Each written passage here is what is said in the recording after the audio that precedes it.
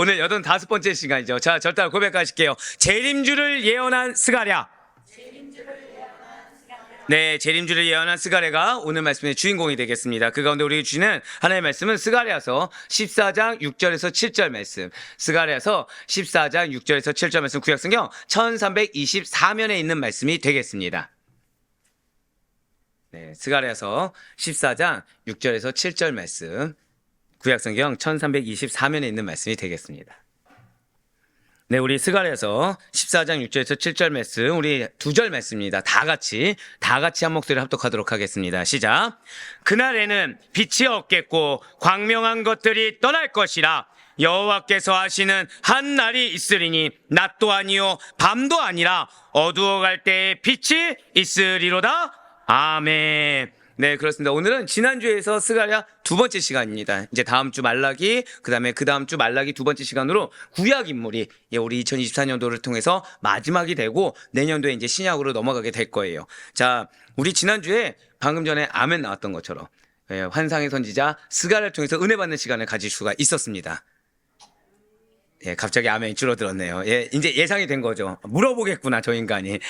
저 인간이 물어볼 때 아멘 나온 곳을 통해서 물어보겠구나. 네. 자, 어떤 것이 기억이 많이 남으십니까? 그거 아십니까? 지금 저를 다 보고 계시다가 갑자기 고개를 숙이기 시작하셨어요. 지금. 네. 자, 우리가 지난주에 스가랴 예언에는 크게 2가지 주제가 있다고 말씀드렸습니다. 기억하고 계시죠?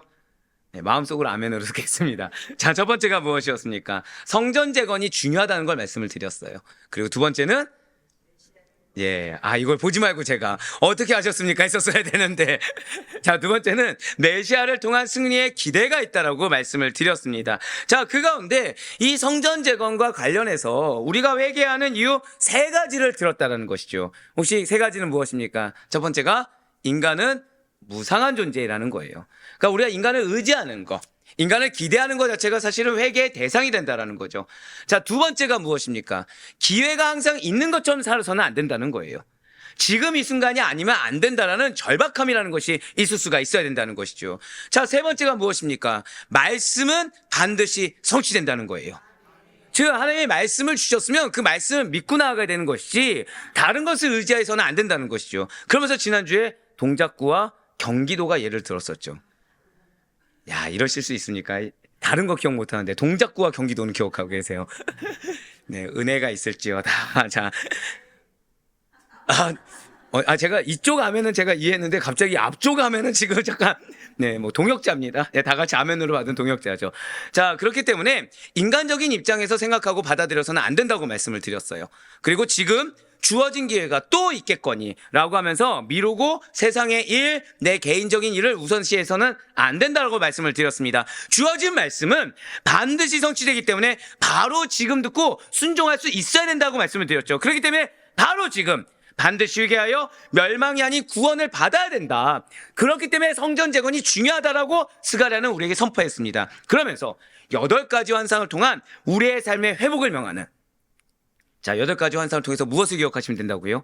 우리의 삶의 회복을 명하는 스가랴를 만날 수가 있습니다. 그렇습니다. 이러한 스가랴는 지난주에 잠깐 말씀드렸던 것처럼 이 학개와 동시대라고 말씀을 드렸어요. 학개와 함께 이스라엘 백성들에게 성전 재건을 촉구하고 격려한 선지자이자 이스라엘의 회복과 구원을 아주 강력하게 약속한 선지자입니다.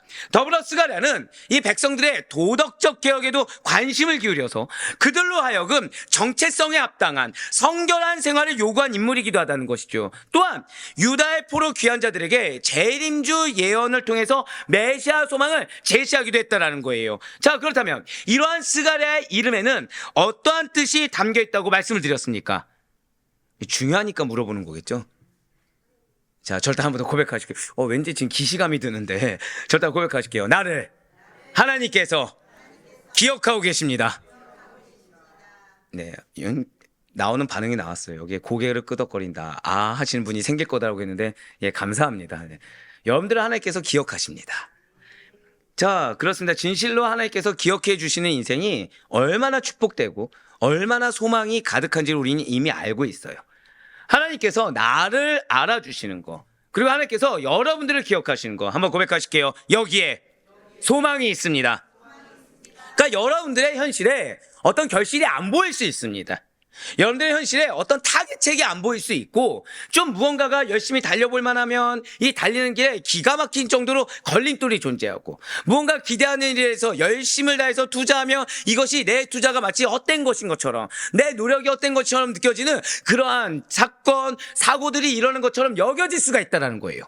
그러나 우리가 반드시 기억해야 될 것이 있어요. 과정 중요하죠. 하지만 우리의 인생의 과정에서 중요한 것은 우리가 믿음의 길로 걸어갔을 때 이 과정이 의미가 있는 것이지, 인간이 무상한 것처럼 믿음의 길이 아닌 길은 그 과정은 우리에게 무의미하다는 것입니다.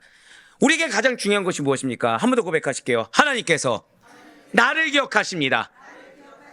자, 사랑하는 성도님들, 여러분들 향한 약속의 말씀을 기억하고 계십니까? 못하고 계십니까? 자, 죄송하지만 기억하는 분들이 있을 수 있고, 나를 향한 약속이 무엇인지 모르시는 분들이 있을 수 있어요. 자, 그럼 한번 여쭤볼게요. 동작구가 내 것이다. 이거 말씀입니까? 아닙니까? 한번 고백하실게요. 최소한 그 정도라도 기억하자. 네. 그러니까 예를 들면은 이럴 수 있죠. 내 가정의 회복을 약속 주셨습니다. 말씀이 기억이 안 나는 거예요. 그럼 나는 지금 말씀 붙잡는 거니까 안 붙잡는 겁니까? 한 번 더 고백하실게요. 최소한 그거라도 기억하자. 야, 저는 여러분들 하나님 너무 사랑하신다 생각합니다. 자, 그럼 저는 우리 아데포에게 성도님들에게 은혜를 주실 것입니다. 이 정도로 만족하면 하나님이 그래 잘했다 하실까요? 아니면은 말씀을 갑자기 무수히 주실까요? 저는 그런 인간. 하지만 여러분들 어떻다고요? 그 정도만 기억해도 동작구가 내 것이다. 우리 가정은 회복될 것이다. 미안해요. 경기도가 내 것이다. 네. 예. 원래 제가 이쪽 보고 있는데 갑자기 여기서 그래 경기도는 내 거 다. 예, 침노한 자세. 새벽을 잘 들으셨네요. 자, 그렇습니다. 우리가 하나님의 말씀을 기억하지 못해도 좋아요. 하지만 하나님이 나에게 주신 비전만큼은 놓치지 말아야 됩니다. 물론 그 비전을 말씀 없이 기억하고 있다고 한다면 흔들릴 수밖에 없겠죠. 그래서 하나님께서는 우리에게 계속해서 말씀을 주고 계신 거예요. 그 말씀을 붙듦으로 흔들리지 말라고. 그 말씀을 붙듦으로 우리에게 주신 약속에 대해서 의심하지 말라고 우리에게 계속해서 말씀을 주고 계신 것입니다. 즉 우리는 무엇을 기억해야 됩니까? 한 번 더 고백하실게요. 나에게 기업이 있습니다. 나에게 약속의 말씀이 있습니다. 할렐루야. 이거를 놓치지 말아야 된다는 거예요. 자, 이 말씀이 무엇일까요? 이것이 바로 오늘 여러분들에게 주시는 하나님의 말씀의 핵심입니다. 여러분들에게 주신 말씀은 반드시 성취하신다는 거예요.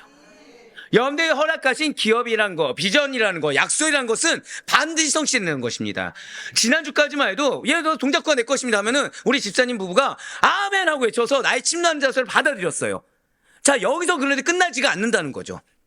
그 아멘에 힘입어 하나님께서는 응답하신다는 거예요. 주신 말씀을 반드시 성취하신다는 것입니다.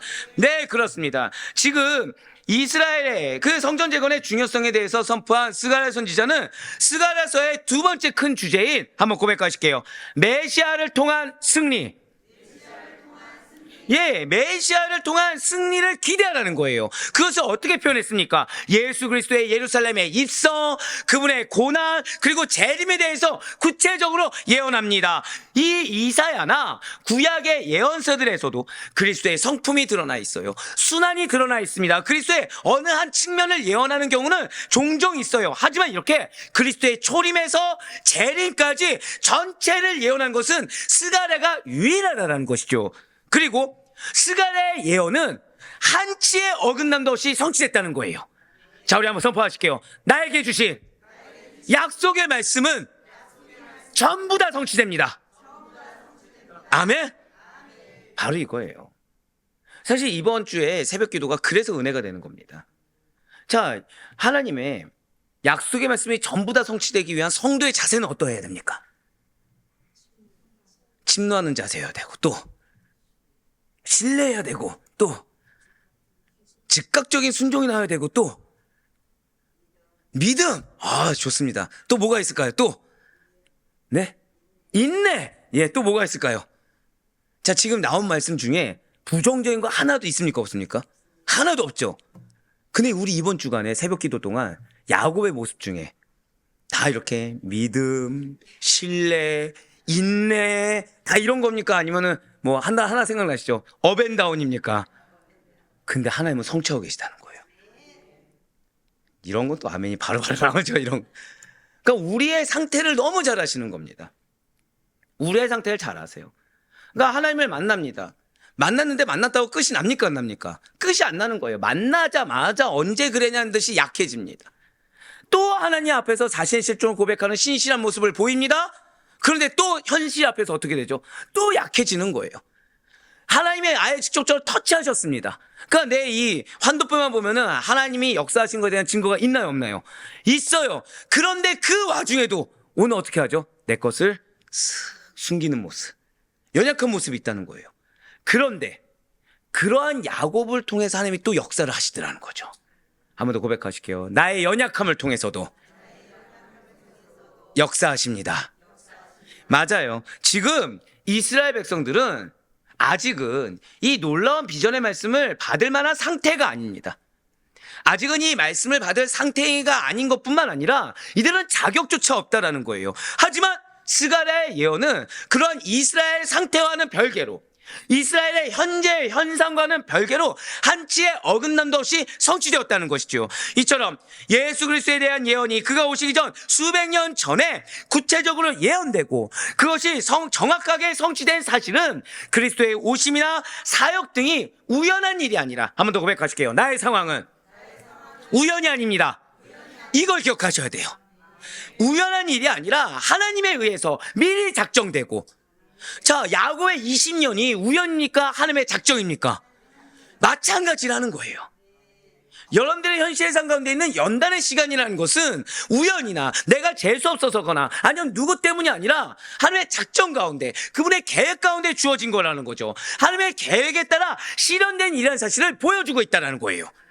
스가랴의 예언 중에 예수 그리스도의 예루살렘 입성과 그리스도의 복음 사역, 십자가의 고난은 이미 성취되었습니다.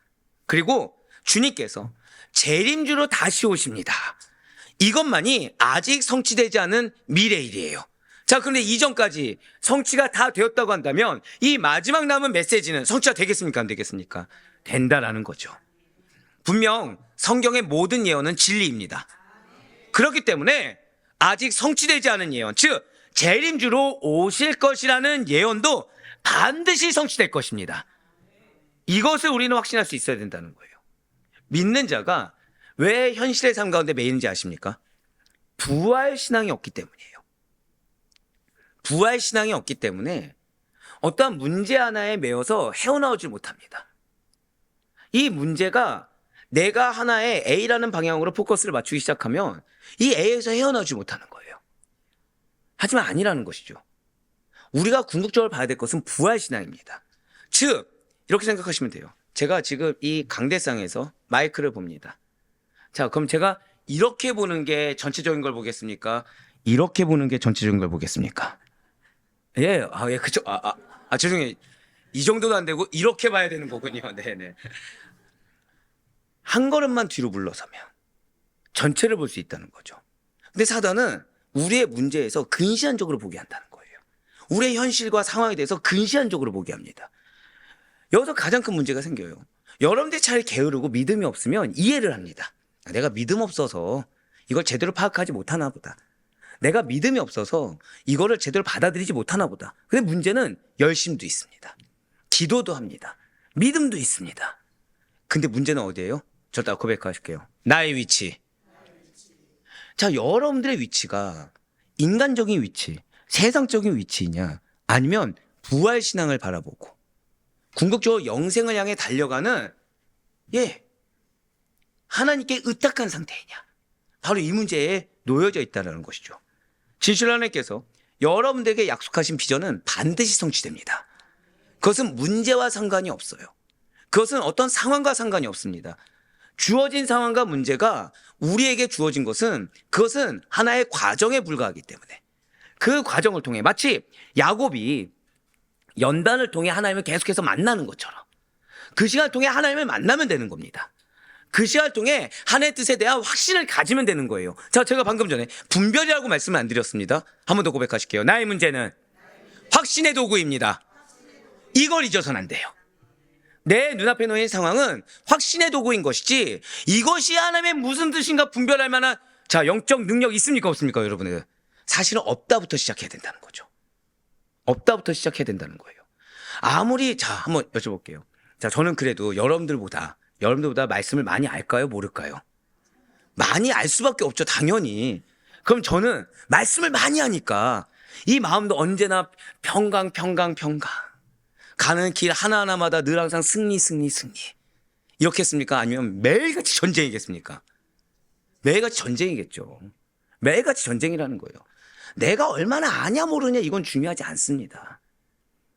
모든 것을 아는 것이 실제가 되는 것이 중요해요. 자, 방금 뭐라 말씀드렸죠? 아는 것이 실제가 되는 것이 중요합니다. 하나님의 말씀 가운데 실제가 되는 것은 우리가 순종하는 것밖에 없다라는 거죠. 순종하는 것은 알고 하는 것이 아닙니다. 그냥 믿고 따라가는 거예요. 믿고 따라갈 때 이 약속이 나에게 실제가 되는 것을 뒤늦게야 깨닫고 있게 된다는 거죠. 근데 이것조차도 은혜가 된다는 거예요. 맞습니다. 여러분들에게 약속하신 비전이 있어요. 기업 있고 약속의 말씀이 있죠. 어떤 것은 이미 성취되었을 수 있지만 어떤 것은 아직 이루어지지 않았습니다. 자, 기왕에 어차피 뭐 경기도와 동작이 나왔으니까 목사님 왜 2명만 얘기해? 예, 그러면은 빨리 뭔가를 하세요. 네, 하고 저한테 어필을 하세요. 그러면 나오겠죠. 자, 그러면은 자, 이렇게 한번 생각하시면 돼요. 어차피 뭐 두 분한테 한번 여쭤볼게요. 자, 시작할 때 내 개인을 의로 했습니까? 기도하고 했습니까? 자, 이렇게 순적하다고요?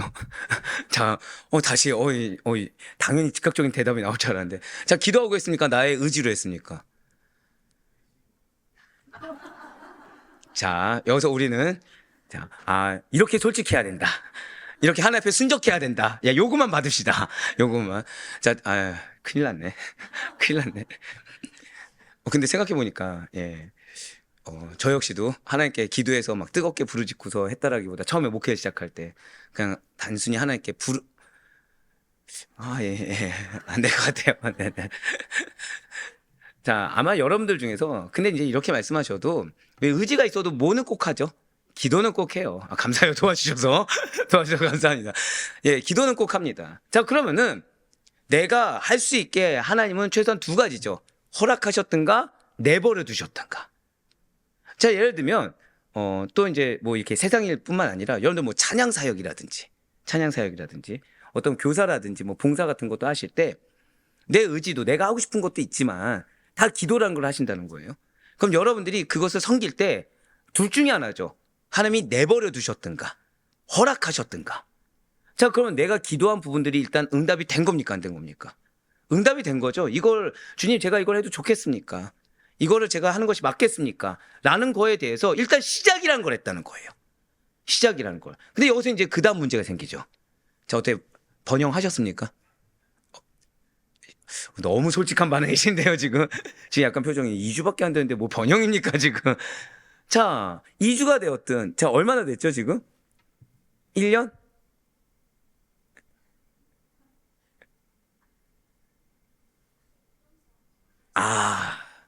수많은 사업 중에 지금 최근 1년 정도 어때 번영했습니까? 성장하고 있다. 애매한 대답이지만 결론은 아직 내가 원하는 수치는 다다르지 못했다. 자, 그러면은 약속이 성취된 겁니까? 안 되는 거니까. 이제 믿음으로 받아들이면 현실은 어떻죠? 자, 지금 아주 좋은 말씀해 주셨어요. 믿음으로는 받아들였어요. 믿음으로 성장하고 있습니다. 그날까지 가고 있습니다. 근데 문제가 있죠. 내가 체감하는 건 어떻습니까? 이러면 좋겠지만, 자, 그러니까 우리 권사님의 고백이 사역은 먹혀요. 사역은 먹힙니다. 권사님 고백이. 예를 들어 찬양, 교사, 뭐 봉사, 이거는 내 마음이 흡족하지 않더라도 내가 처음에 생각한 것만큼, 물론 우리 장장로님은 안 그러시겠지만 앞에 찬양할 때마다 항상 은혜가 충만하겠지만 어떻게 찬양할 때마다 은혜가 충만하십니까? 다 너무 순적하신데 지금? 자, 목회도 부르심이잖아요. 항상 은혜가 충만할까요? 수많은 전쟁 가운데 있을까요? 어벤다군요. 네, 그쵸. 수많은 어벤다군 가운데 놓여져 있다는 거예요. 근데 이 사역은 그래도 어떤 기대가 있죠. 하나님의 일이니까 과정 가운데 있다고 받아들일 수가 있다는 거죠. 자, 근데 문제는 현실의 여러분들 가정, 현실의 여러분들 사업장, 현실의 여러분들 직장, 학교가 문제가 된다는 겁니다. 자, 하나님이 분명히 나의 가정을 하나님의 가정으로 불러주셨어요. 자, 아멘이죠. 그러면 전쟁이 없습니까? 그러면은 그 전쟁 앞에 여러분들 마음은 어떠신가요? 자, 그럼 사업장은 어떻죠? 사업장? 나에게 이 사업장을 하나님께서 주셨어요. 근데 나는 이 사업장에서 내가 기대하던 수치는커녕 먹고 살기도 지금 힘든 겁니다. 자, 근데 문제는 뭐예요? 시작이 하나님께 기도하고 말씀 가운데 확신이 있으니까 시작을 했다는 거죠. 이것이 지금 현재 이스라엘 백성들의 상태라는 거예요. 말씀을 주셨어요. 한번 고백하실게요. 그런데 실제가 되지 않는다. 바로 이거예요.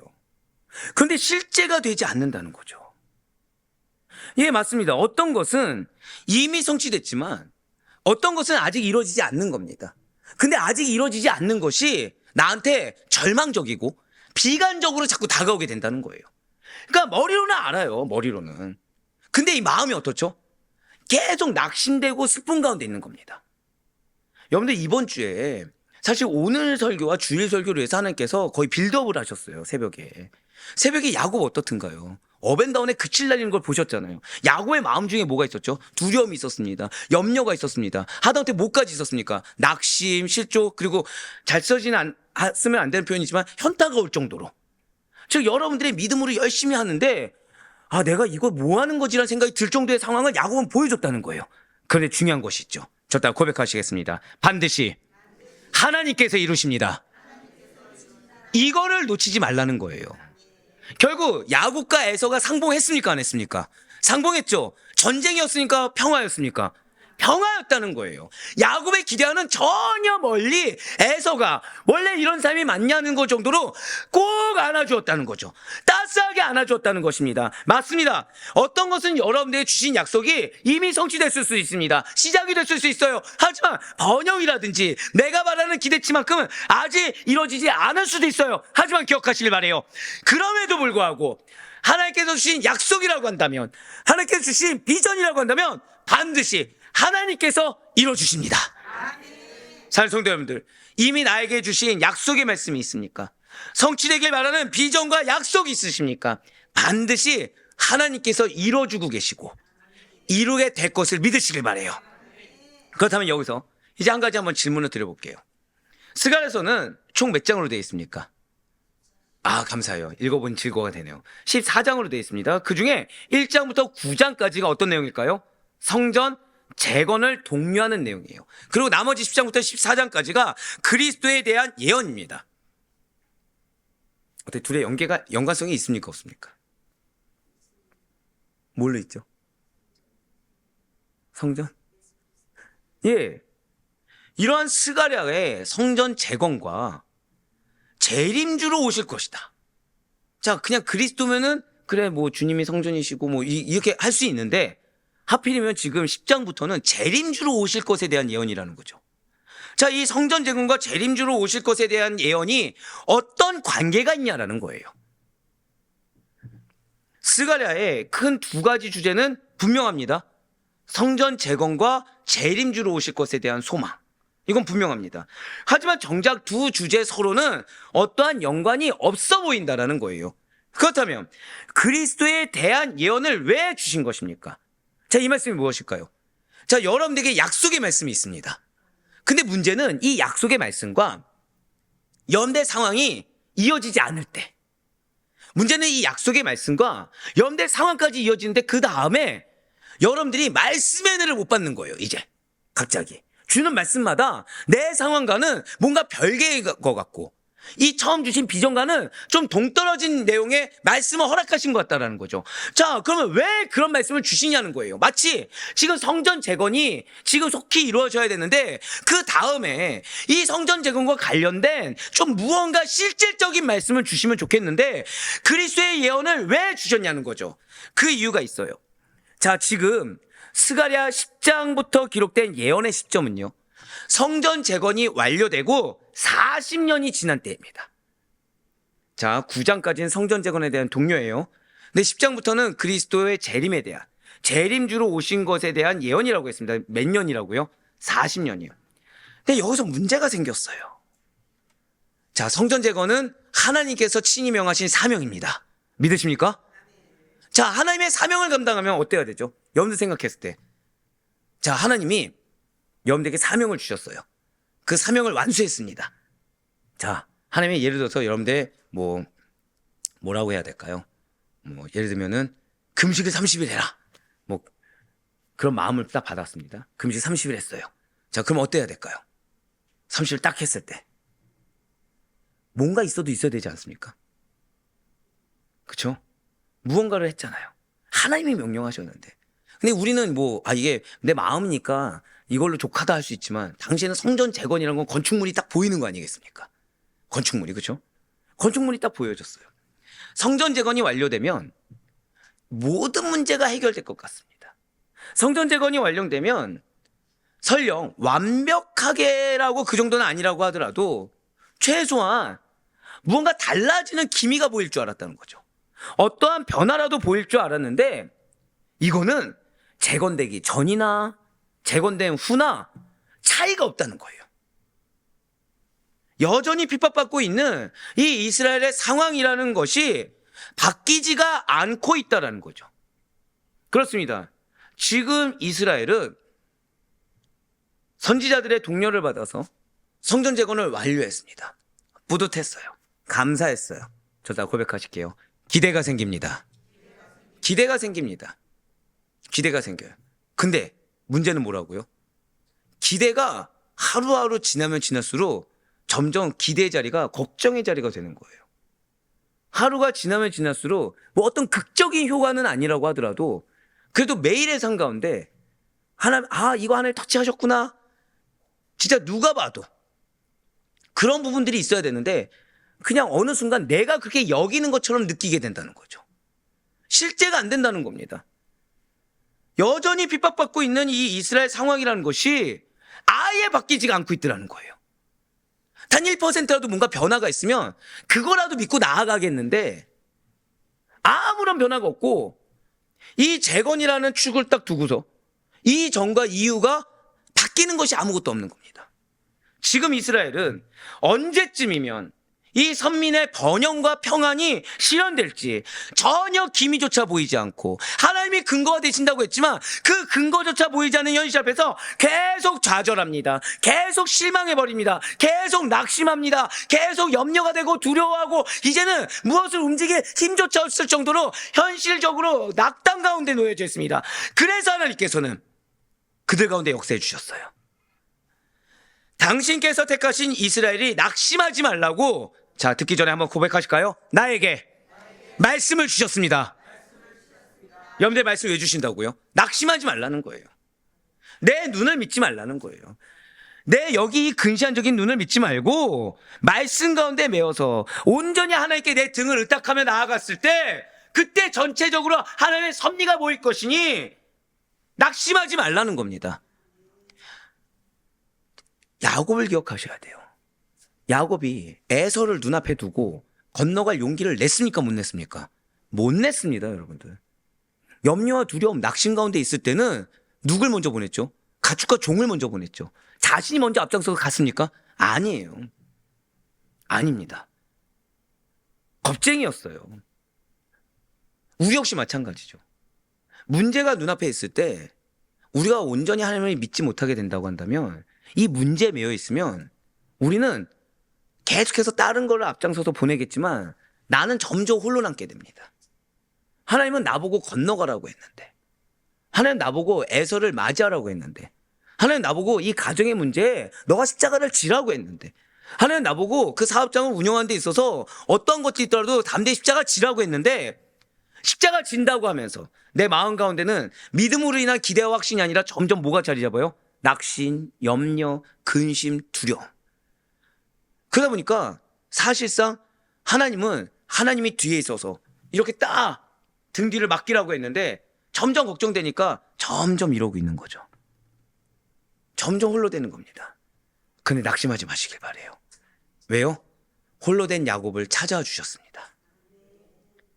우리에게도 낙심해서 나아갈 힘 없는 우리에게 한 번 더 고백하실게요. 말씀으로 찾아와 주셨습니다. 말씀으로 찾아주고 계시다는 거예요. 저희 이게 제가 지금 머뭇거리는 게 부탁을 받은 게 있어서. 예, 어머니가 자기 얘기 좀 하지 말라고. 네네. 어머니가 이제 저한테 얘기하신 것이 있어요. 설교를 너무 길다. 네, 설교가 너무 길다. 지금 보고 계실 텐데. 죄송해요. 너무 길다. 그러면서 두 번째 걱정이 뭐죠? 성도님들이 지루해하지 않느냐. 제가 뭐라고 했을까요? 어머니가 지루한 건 어머니의 말씀이 아니기 때문에, 우리 성도님들이 지루하지 않은 건 내 말씀이기 때문에. 감사합니다. 네, 감사합니다. 말씀이, 자, 제가 지금 어떤 말씀을 드렸을까요? 누군가는 이 말씀이 길게 느껴질 수 있죠. 누군가는 이 말씀이 지루하게 느낄 수 있습니다. 여러분들 어떻게 지루하십니까? 이렇게 물어보면 지금 방금 이렇게 얘기했는데 전 지루합니다 할 수가 없죠. 그러면 이 말씀은 내 말씀이 아닙니다 이래버리는 거니까. 내 말씀일 때, 자, 이게 무슨 뜻일까요? 내 말씀일 때 힘을 얻을 수 있다는 거예요. 내 말씀일 때, 한 번 더 고백하실게요. 내 말씀으로 받아들일 때 실제가 됩니다. 바로 그거예요. 하나님께서는 지금 당시께서 택하신 이스라엘이 낙심하지 말라고, 그리스도에 대한 예언을 통해 이스라엘에게 다가올 미래의 그 영광스러운 앞날의 비전을 확신하며 신앙을 굳게 하라고 스가랴에게 말씀을 주셨다는 거예요. 자, 지금 이스라엘이 필요한 것이 무엇이죠? 하나님 역사예요. 하나님 지금 성전 재건 눈앞에 영광을 들여 보여줘야 되고, 여기에 마치 이 마른 땅에 물이 갑자기 샘솟아야 되고, 그들에게 필요한 거는 실질적으로 눈에 보여지는 무언가가 있어야 됩니다. 근데 지금 하나님께서는 위로하기 위해, 힘주기 위해 무엇 하셨다고요? 고백하실게요. 스가랴에게 말씀하셨습니다. 이게 무슨 뜻인지 아시나요? 하나님은 여러분들 가정 가운데 당시에 뜻하심이 있으십니다. 여러분들 사업장에 하나님의 계획이 있습니다. 고백하실게요. 그래서 나에게 말씀하고 계십니다. 할렐루야. 여러분들이 힘을 얻지 않으면 안 돼요. 여러분들이 말씀으로 힘을 얻고, 여러분들이 말씀으로 확신하고, 여러분들이 그 말씀을 여러분들의 삶의 터전에서 실천하지 않으면 안 됩니다. 여러분들의 실천이, 죄송하지만 정말 뭔가 큰 거 하려고 하지 마세요. 여러분들의 행동 하나, 언행 하나하나에 확신이 있으시길 바라요. 연약할 수 있겠죠. 부족할 수 있겠죠. 하지만 하다못해 설거지 하나라도, 하다못해 청소 하나라도 믿음의 확신이 있길 간절히 소망합니다. 그렇게 할 수 있는 이유 무엇이라고요? 나의 가정이 하나님의 성전이기 때문에, 나의 사업장이 하나님의 기업이기 때문에, 비록 내 눈에는 이 눈에 아무 증거가 보이지 않는다고 하더라도 하나님이 약속하셨고, 누군가는 이 긴 말씀이 지루하다고 하지만 나는 이 긴 말씀이 마른 땅에 물을 단비가 내리듯이 나는 모든 것을 다 나의 말씀으로 받아들였기 때문에, 할렐루야. 그래서 말씀이 우리에게 능력이 되는 겁니다. 누구에게처럼요? 지금 이스라엘 백성들에게처럼. 거듭 말씀드립니다. 이스라엘 백성들은 말씀을 받을 상황이 아니에요. 지금 이스라엘 백성들의 현실적인 상황은 말씀이 필요한 것이 아니라 물질이 필요하고 사람이 필요하고 환경의 역전이 필요합니다. 그렇지만 하나님은 그에게 무엇을 말씀하셨습니까? 말씀을 주셨어요. 그 말씀이 어떤 말씀이요? 재림주에 대한 예언입니다. 지금 성전 재건하고 바뀌지 않는 현실과 재림주 상관이 있습니까? 없습니까? 없어요. 하지만 하나님께서 말씀하신 그 순간, 이거는 가장 밀접한 연관이 됩니다. 여러분들에게 말씀하신 그 순간, 그래서 여러분들이 아멘으로 받아들인 그 순간, 여러분들의 상황과 그 말씀은, 한 번 더 고백하실게요. 가장 밀접한, 그걸 기억하셔야 돼요. 가장 밀접한 연계성을 가지게 되는 것입니다. 그렇습니다. 진실로 하나님께서는 지금 이 순간에도 우리 사랑하는 모든 성도님들에게 위로와 소망이 되는 메시지를 허락해주고 계세요. 고난이 반복되는 현실 속에서 하나님의 말씀 따라 순종했고 무언가를 이룬 것 같지만 현실적으로 바뀌지 않은 그 현실 속에서 포기하고 싶을 정도로 어려운 현실 속에서 어려운 마음, 실족하는 마음, 낙심하는 마음, 타협하고 핑계대고 싶은 마음, 그래요 모든 것을 그냥 다 놔버리고 싶은 마음이 들 때 하나님께서는 미래에 당면하게 돼, 그래요 반드시 이루게 돼 소망과 비전을 주시며 여러분들을 다시 일으켜 세우시고 독려해주고 계심을 잊지 마시길 바라요. 좀 더 쉽게 말씀드릴까요?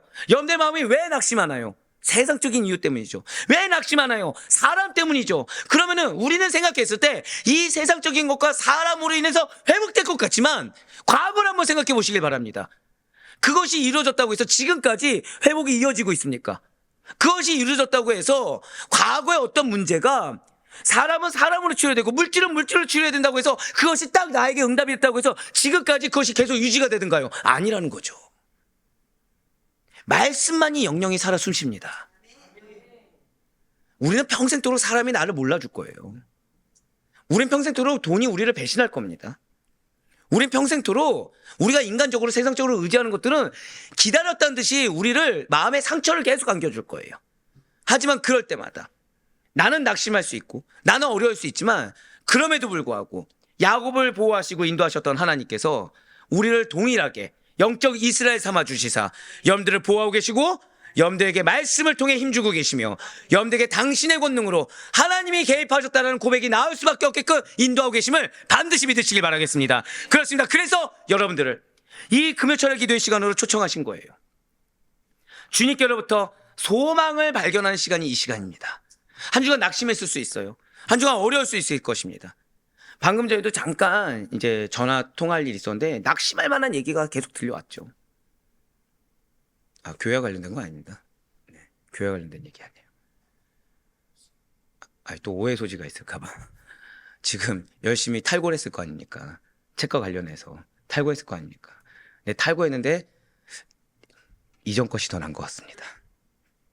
낙심할 만은 안 하나요? 예, 그런 거죠. 예, 그런 거죠. 오해할까봐 네, 말씀드립니다. 낙심할 만한 일이 있을 수 있겠지만 하나님께서는 다시 한 번 더 소망을 발견하게 하세요. 소망이 무엇이죠? 자, 지금 책이 나오지 못하게 됐습니까? 책이 더 깊이 있게 나오게 됐습니까? 하지만 뭐가 필요해요? 노력, 시간, 시간도 없어요. 인내, 열심. 자, 그럼 결과가 중요할까요? 내가 지금 무엇을 하는 게 중요할까요? 결과가 중요하죠. 결과가. 왜냐, 내가 무엇을 해도 결과가 없으면 소용이 없잖아요. 근데 내가 무엇을 하든 결과만 확실하다고 한다면 감사하지 않습니까? 근데 여기서 이제 우리 권사님이 하는 게 중요하다는 것은 이제 믿음이죠. 믿음으로 하는 거. 믿음으로 하기 위해서는 그 전 단계가 필요해요. 한 번 더 고백하실게요. 확신이 있어야 합니다. 확신이 있어야 돼요. 확신이 있어야 돼요. 이 시간은 바로 그 시간입니다. 다시 한 번 더 확신을 발견하는 시간. 다시 한 번 더 확신을 부여잡는 시간. 우리가 받은 미래의 기업에 대해서 확신하며 느슨해진 마음과 각오를 다시 한 번 더 굳게 다지는 시간이 바로 이 시간인 것입니다. 그래 다른 어느 때보다도 오늘 한 번 더 고백하실게요. 나에게 허락된 기업이 있습니다. 이거 붙잡으셔야 돼요.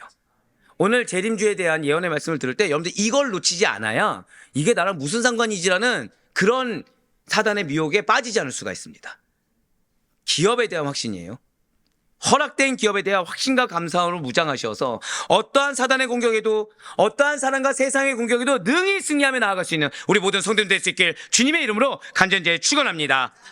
예, 그렇습니다. 예수 그리스도세요. 이 땅에 오신 예수 그리스도이십니다. 정확히는 온 인류의 구원을 위해서 이 땅에 오신 예수 그리스도이십니다. 그분은 어디로 어떻게 해서 오신 것입니까? 내가 전 우주를 통치할 자다 라면서 하늘에서 외치면서 무장하신 상태로 대장의 모습으로 오셨습니까? 아니라는 거죠. 성경이 증언한 바와 같이 예루살렘에 겸손한 왕으로 오셨습니다. 바로 이것을 스가랴가 예언했다는 거예요. 스가랴 9장 9절의 말씀입니다. 시온에 따라 크게 기뻐할지어다. 예루살렘에 따라 즐거이 부를지어다. 보라, 내 왕이 내게 임하시나니 그는 공의로우시며 구원을 베푸시며 겸손하여서 나귀를 타시나니 나귀의 작은 것 곧 나귀 새끼니라. 아멘.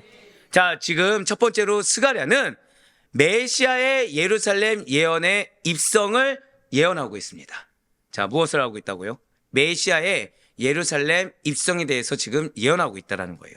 자, 지금 그는 시온의 딸과 예루살렘의 딸, 즉 예루살렘에 거주하는 주민들과 하나님의 백성들을 향해 붉은색으로 뭐라고요? 크게 기뻐하라, 즐거이 부르라 라고 지금 명령하고 있어요. 자, 아니 대체 왜 기뻐해야 됩니까? 왜 즐거워해야 됩니까? 그 이유는 이스라엘의 왕이 오시기 때문에 기뻐해야 된다는 거죠. 다른 백성을 다스리는 왕이 아닙니다. 자, 여러분들 성탄절 왜 기뻐하시죠? 왜 기뻐하십니까? 예수님이 오신 게 왜 기쁘십니까? 바로 그거예요. 그걸 놓치면 안 됩니다. 제가 굉장히 충격적인 것은 이전에 부교육자로 있을 때 학생이었어요. 성탄절이 왜 기쁜지 모르겠다는 거예요. 성탄절이 왜 기쁜지 모르겠다는 겁니다. 예수님이 오신 게 나랑 무슨 상관이냐는 거예요. 예수님이 오신 게. 그 친구에게 가장 필요한 건 무엇일까요?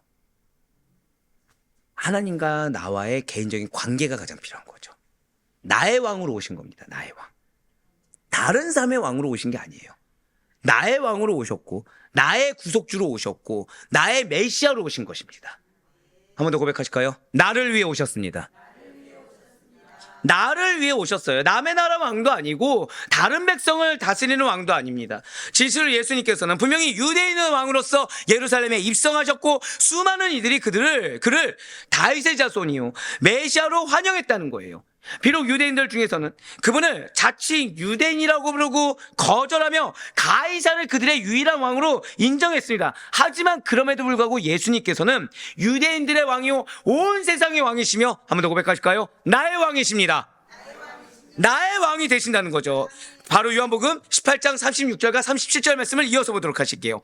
예수께서 대답하시되 내 나라는 이 세상에 속한 것이 아니니라. 만일 내 나라가 이 세상에 속한 것이었더라면 내 종들이 싸워 나로 유대인들에게 넘겨지지 않게 하였으리라. 이제 내 나라는 여기에 속한 것이 아니니라. 빌라도가 이르되 그러면 내가 왕이 아니냐? 예수께서 대답하시되 내 말과 같이 내가 왕이니라. 내가 이를 위하여 태어났으며 이를 위하여 세상에 왔나니 곧 진리에 대하여 증언하려 함이로라. 무릇 진리에 속한 자는 내 음성을 듣느니라 하신대. 아멘. 그렇습니다. 진실로 예수 그리스도께서는 지금도 살아서 우리를 다스리는 왕이시며, 우리는 그분의 백성으로서 그분을 환영하고 기뻐해야 된다는 것이죠. 즉 나와 상관없는 분이 아니라는 거예요. 나의 왕이 되어주시고 지금도 내 인생을 주관하고 계시며, 나의 왕이란 뜻이 무엇입니까? 절대 고백하실게요. 나를 책임져 주고 계십니다. 맞아요. 자, 여러분들의 자녀가 초등학생이라고 한번 생각해 봅시다. 자, 초등학생이 가정 형편을 돌봅니까? 아니면 자신의 일에 몰두합니까? 자신의 일에 몰두하죠. 자신의 몰두해요. 그렇다고 해서 나의 초등학생 된 자녀에게 너가 어떻게 네 일만 몰두할 수 있냐, 넌 내 자녀가 아니다라고 얘기하실 분들 계시나요? 아니죠. 부모로서 그 자녀에게 무엇을 요구하시죠? 부모와의 유대관계, 물론 그 이전에 건강하고 튼튼하게만 잘 자라줬으면 좋겠다라고 하지만, 사실 그렇다고 해서 부모하고 유대관계가 없이 지멋대로 사는 것보다는 부모하고 좋은 친밀한 유대관계를 가지고 가정공동체 안에서 잘 살아가기를 원하지 않습니까? 하나님 역시 마찬가지죠. 하나님과의 친밀한 유대관계 가운데, 하나님의 공동체 안에서 하나님과 친밀하게 살기를 원하신다는 거예요. 그러면서 스가랴 9장 9절 말씀을 다시 한번 더 보시겠습니다. 지금 붉은색으로 표현된 부분을 보시면 겸손하여서 나아기를 타시나니라고 나와 있어요. 지금 스가랴는 메시아의 예루살렘 입성의 광경을 굉장히 특징적으로 디테일하게 묘사하고 있습니다. 메시아는 나아기의 작은 것, 즉 나귀 새끼를 타고 입성하실 거라는 거죠. 자, 우리 이미 결과 알고 있습니다. 성취됐습니까? 안 됐습니까? 성취됐죠. 자, 이것은 그분이 얼마나 겸손하신가를 보여주고 있다는 거예요. 분명 세상의 왕들은 교만합니다. 세상의 왕들은 권세를 더 부립니다. 정확히 말하면 어떻게 하면 자신을 더 드러낼 것인가, 어떻게 하면 자신을 드러내는데 낮은 자세로 드러내는 것이 아니라 높은 자리에서 군림하듯이 누리면서, 그래서 거기에 혈안이 되어 있고 자신의 자리를 위해서라면 약자를 강하게 억누르는 것을 서슴지 않다는 거죠. 하지만 메시아이신 왕은 다르시다라는 거예요. 그분은 겸손하십니다. 그분은 자신보다 자신의 양이 더 중요하신 분이에요. 그분은 평화를 사랑하시는 분으로서 온유하신 분이십니다. 또한 그분은 공의로운 분이시며 당신의 백성들에게 구원과 승리를 안겨주실 분이십니다. 홀로 영광받지 아니하세요. 함께 영광받기를 원하십니다. 이러한 공의는 왕이 가져야 할 기본적인 자질이자 성품이며 구원을 베푸는 메시아의 가장 기본적인 사역이에요. 진실로 왕이신 예수 그리스도께서는 이 세상에 계실 때에도 공의로 판단하셨고 당신의 왕국을 공의로 통치하시는 분이시며 십자가에서 사역을 통해 그의 백성을 죄에서 구원하는 일을 해주셨다는 거죠. 자, 여러분들 공의란 단어를 들으면 어떠십니까? 공의가 무엇이죠? 이전 것은 또 지나갔네요. 양육 때 말씀드렸는데, 이전 것은 지나갔다는. 전 어떻게 친절할까요? 못됐을까요? 못됐습니다. 예, 한번 찾아보세요. 예, 찾아보세요. 자, 근데 여기서 중요한 것은 저다 고백하실게요. 나에게 주신 약속이 있습니다. 주님은 거기에 근거해서 움직이신다는 거예요. 죄송하지만 우리의 상태에 근거해서 움직이는 하나님이 아니십니다. 당신의 변치 않는 약속의 말씀, 거기에 의거해서 움직이시기 때문에, 자, 여러분들 이번 한 주간 야곱을 보면서 신기하지 않습니까? 야곱의 모습 중에, 자, 여러분들 업앤다운, 이건 뭐죠? 결국엔 뜨거웠다가 차가웠다가. 한번 여쭤볼게요. 믿음이 좋은 겁니까? 안 좋은 겁니까? 자, 이렇게 생각하세요. 예를 들면, 자, 기왕에 찬양팀을 할게요. 자, 찬양팀에 우리 집사님이 이제 찬양을 잘 하시니까 진짜 딱 뜨겁게 찬양을 하는 겁니다. 수요일날 뜨겁게 찬양을 했어요. 근데 갑자기 금요일날 내가 매일 기쁘게 울면서 막 이러는 거예요. 갑자기 막 밑으로 축 처진 겁니다. 근데 갑자기 주일날 할렐루야 하면서 막 찬양을 하는 거예요. 자, 수요일날 할렐루야 외쳤다가 금요일날 갑자기 쳐졌다가 주일날 갑자기 뜨거워진 거예요. 자, 어떻게 믿음이 좋은 겁니까? 안 좋은 겁니까? 장로님. 아, 누굽니까? 좋아요, 누굽니까? 좋아요, 누굽니까? 우리는 이런 거를 동역자에 대한 사랑이라 표현하죠, 저희는. 자, 그렇게 할 수 있지만, 자, 우리가 일반적인 눈으로 봤을 때 믿음이 좋은 겁니까? 안 좋은 겁니까? 저는 어떻게 생각하십니까? 감사합니다. 살려주셨네요. 여기서 예를 든 겁니다. 예를 든 거예요. 예, 잘하시는 분이니까 예를 들 수 있죠. 예, 맞습니다. 우리는 업앤다운을 믿음이 좋다고 하지 않습니다. 뜨거웠다 차가웠다. 라오디게아 교회는 어떻게 칭함받았죠? 뜨겁지도 차갑지도 않다고 하면서 이 교회는 어떤 교회라고요? 무가치한 교회라고 했어요. 자, 그럼 야곱의 이번 주의 모습은 무가치합니까? 같이 있습니까? 그럴지라도. 그런데 하나님이 쓰셨다는 거예요. 그런데 하나님이 맨날 만나주고 계시다는 거죠. 자, 우리 또 놓치지 말아야 될 것이 있죠. 구약에 하나님 만나면 죽습니까? 안 죽습니까? 살려주고 계시다는 거예요. 이럴 때만 아멘이 크게 나오죠. 계속. 왜입니까? 왜죠? 왜 하나님 그렇게 하시죠? 자기 백성이니까?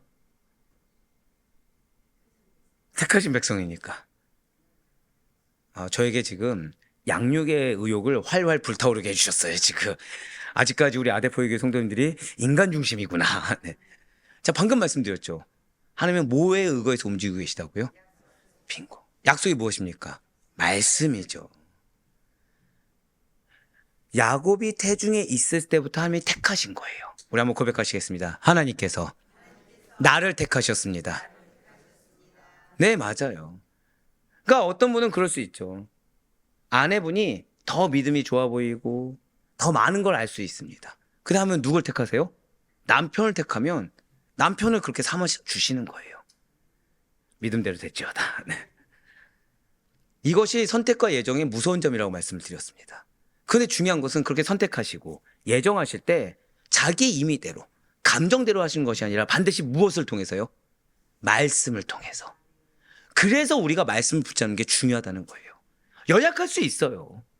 얼마든지 낙심할 수 있고 이번 주에 야고의 모습처럼 업앤다운이 있을 수 있습니다. 근데 중요한 것은 그럼에도 불구하고 놓치지 말아야 될 것이 있다는 거예요. 한 번 더 고백하실게요. 하나님께서 나를 택하셨습니다. 한 번 더요. 하나님께서 약속을 주셨습니다. 그거를 기억하며 그 사실을 붙들며 나아갈 수 있는 우리가 되길 간절히 소망합니다. 물론 그 약속의 성취의 때가 누군가는 한 달 뒤일 수도 있고 누군가는 일주일 뒤일 수도 있고 누군가는 죄송한 말씀이지만 저희 어머니처럼 뭐 25년 뒤가 될 수도 있겠죠. 예, 저 정신 차리는 거. 네. 하지만 중요한 건 뭐예요? 성취되었다. 이게 가장 중요하다는 거예요. 그렇습니다. 진실로 왕 대신 예수 그리스도께서는 공의로 판단하셨어요. 공의로 통치하셨고 십자가에서 사역을 통해서 당시의 백성을 죄에서 구원하는 일을 하실 때도 말씀에서 어긋남이 없으셨습니다.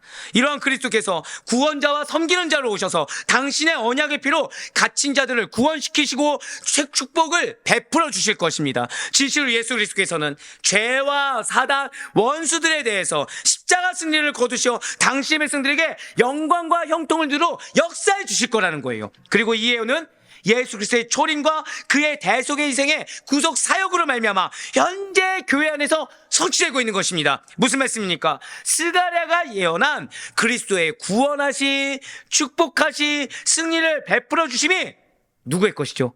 나의 것이라는 거예요.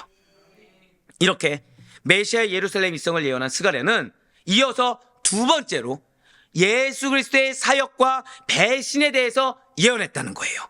바로 스가랴 10장 6절과 11장 13절의 말씀을 같이 보시겠습니다. 내가 유다 족속을 견고하게 하며 요셉 족속을 구원할지라. 내가 그들을 긍휼히 여김으로 그들이 돌아오게 하리니 그들은 내가 내버린 일이 없었음 같이 되리라. 나는 그들의 하나님 여호와라. 내가 그들에게 들으리라. 여호와께서 내게 이르시되 그들이 나를 헤아린 바 그 삭슬 토기장이에게 던지라 하시기로 내가 곧 그 은 30개를 여호와의 전에서 토기장이에게 던지고. 아멘. 그렇습니다. 스가랴는 우상과 거짓 목자들이 징벌을 당할 것이며 여호와의 유다 지파를 통한 구원자께서 흩어진 선민들을 모아 구원하실 것을 예언하였습니다. 또한 여호와께로 돌아온 선민들은 그분의 보호하심과 새로운 삶을 살 것을 예언했다는 거죠. 그런데 안타깝게도 온 백성의 구원자이신 예수님을 그토록 내가 바람하지 않던 메시아를 알아보지 못하고 그를 은 30의 팔자가 존재한다는 사실까지도 스가랴는 예언했다라는 거예요. 스가랴 11장 13절의 말씀이 바로 그 말씀이라는 것이죠. 예수 그리스도께서 배반당하셔서 은 30에 팔리실 것이며 그 돈은 무엇을 사는데 사용되는 거예요? 토기장의 밭을 사는데 사용될 거라고 예언한 것입니다. 이 예언은 역사적으로 우리가 잘 아시듯이 그리스도께서 제자였던 가룟 유다에 의해서 은 30에 의해 팔리셨으며 그 돈은 실제로 토기장의 밭을 사서 나그네의 묘지를 삼는데 사용됨으로써 온전히 있는 그대로 성취되었습니다. 11장 13절 말씀 지금 기억하시면서 이어서 마태복음 26장 15절 말씀 보도록 하실게요. 내가 예수를 너에게 넘겨주리니 얼마나 주려느냐 하니 그들이 은 30을 달아주거늘. 메시아가 은 30에 팔린다. 이런 말씀은 성취가 안 됐으면 좋겠는데 스가랴의 예언이 바로 이 말씀이 그대로 성취되었다. 어떻게 들리십니까? 메시아를 팔아버리는 것도 황당무계한데 그 금액은 더욱더 어이가 없습니다. 왜죠? 이 금액이 우리는 무엇이라 배웠습니까? 당시의 노예, 여종의 몸값에 불과하다는 거죠. 유대인의 왕에게 걸맞지 않는 몸값이라는 거예요. 지금 이 말씀은 예수님이 그렇게 수몰당했다 이 정도가 아니라 사람들이 잘 들으셔야 됩니다. 예수님에 대해서 얼마나 하찮게 여기고 있는지, 사람들이 예수님을 얼마나 평가절하하고 있는지, 얼마나 배척하고 있는지를 강조하고 있는 것입니다. 그렇습니다. 당시의 사람들이에요. 예수님이 행하신 기적이 많았습니까? 적었습니까? 많았죠. 선포된 말씀에 납득하지 못하는 자가 있었습니까? 없었습니까? 있었어요. 랍비조차 상대할 수가 없었죠. 예수의 말씀이 있었습니다. 베푸신 은혜가 눈으로 보였습니다. 그런데 당시의 사람들은 눈이 있지만 보지 못했고 귀가 있지만 듣지를 못했어요. 하지만 여러분과 저는 달라야 된다는 것입니다.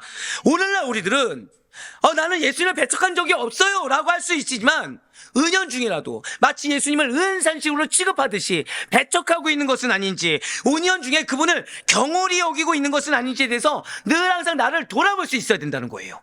말씀을 주셨지만, 내 삶 가운데 은혜를 주셨지만 나는 그건 그거고 내가 지금 이 눈앞의 문제가 해결되지 않았기 때문에 주님은 아직 나에게 역사하지 않았다라고 치부해버리는, 은삼시에 팔아버리는 경홀한 모습을 동일하게 보이고 있는 것은 아닌지 날 돌아볼 수가 있어야 된다는 거죠.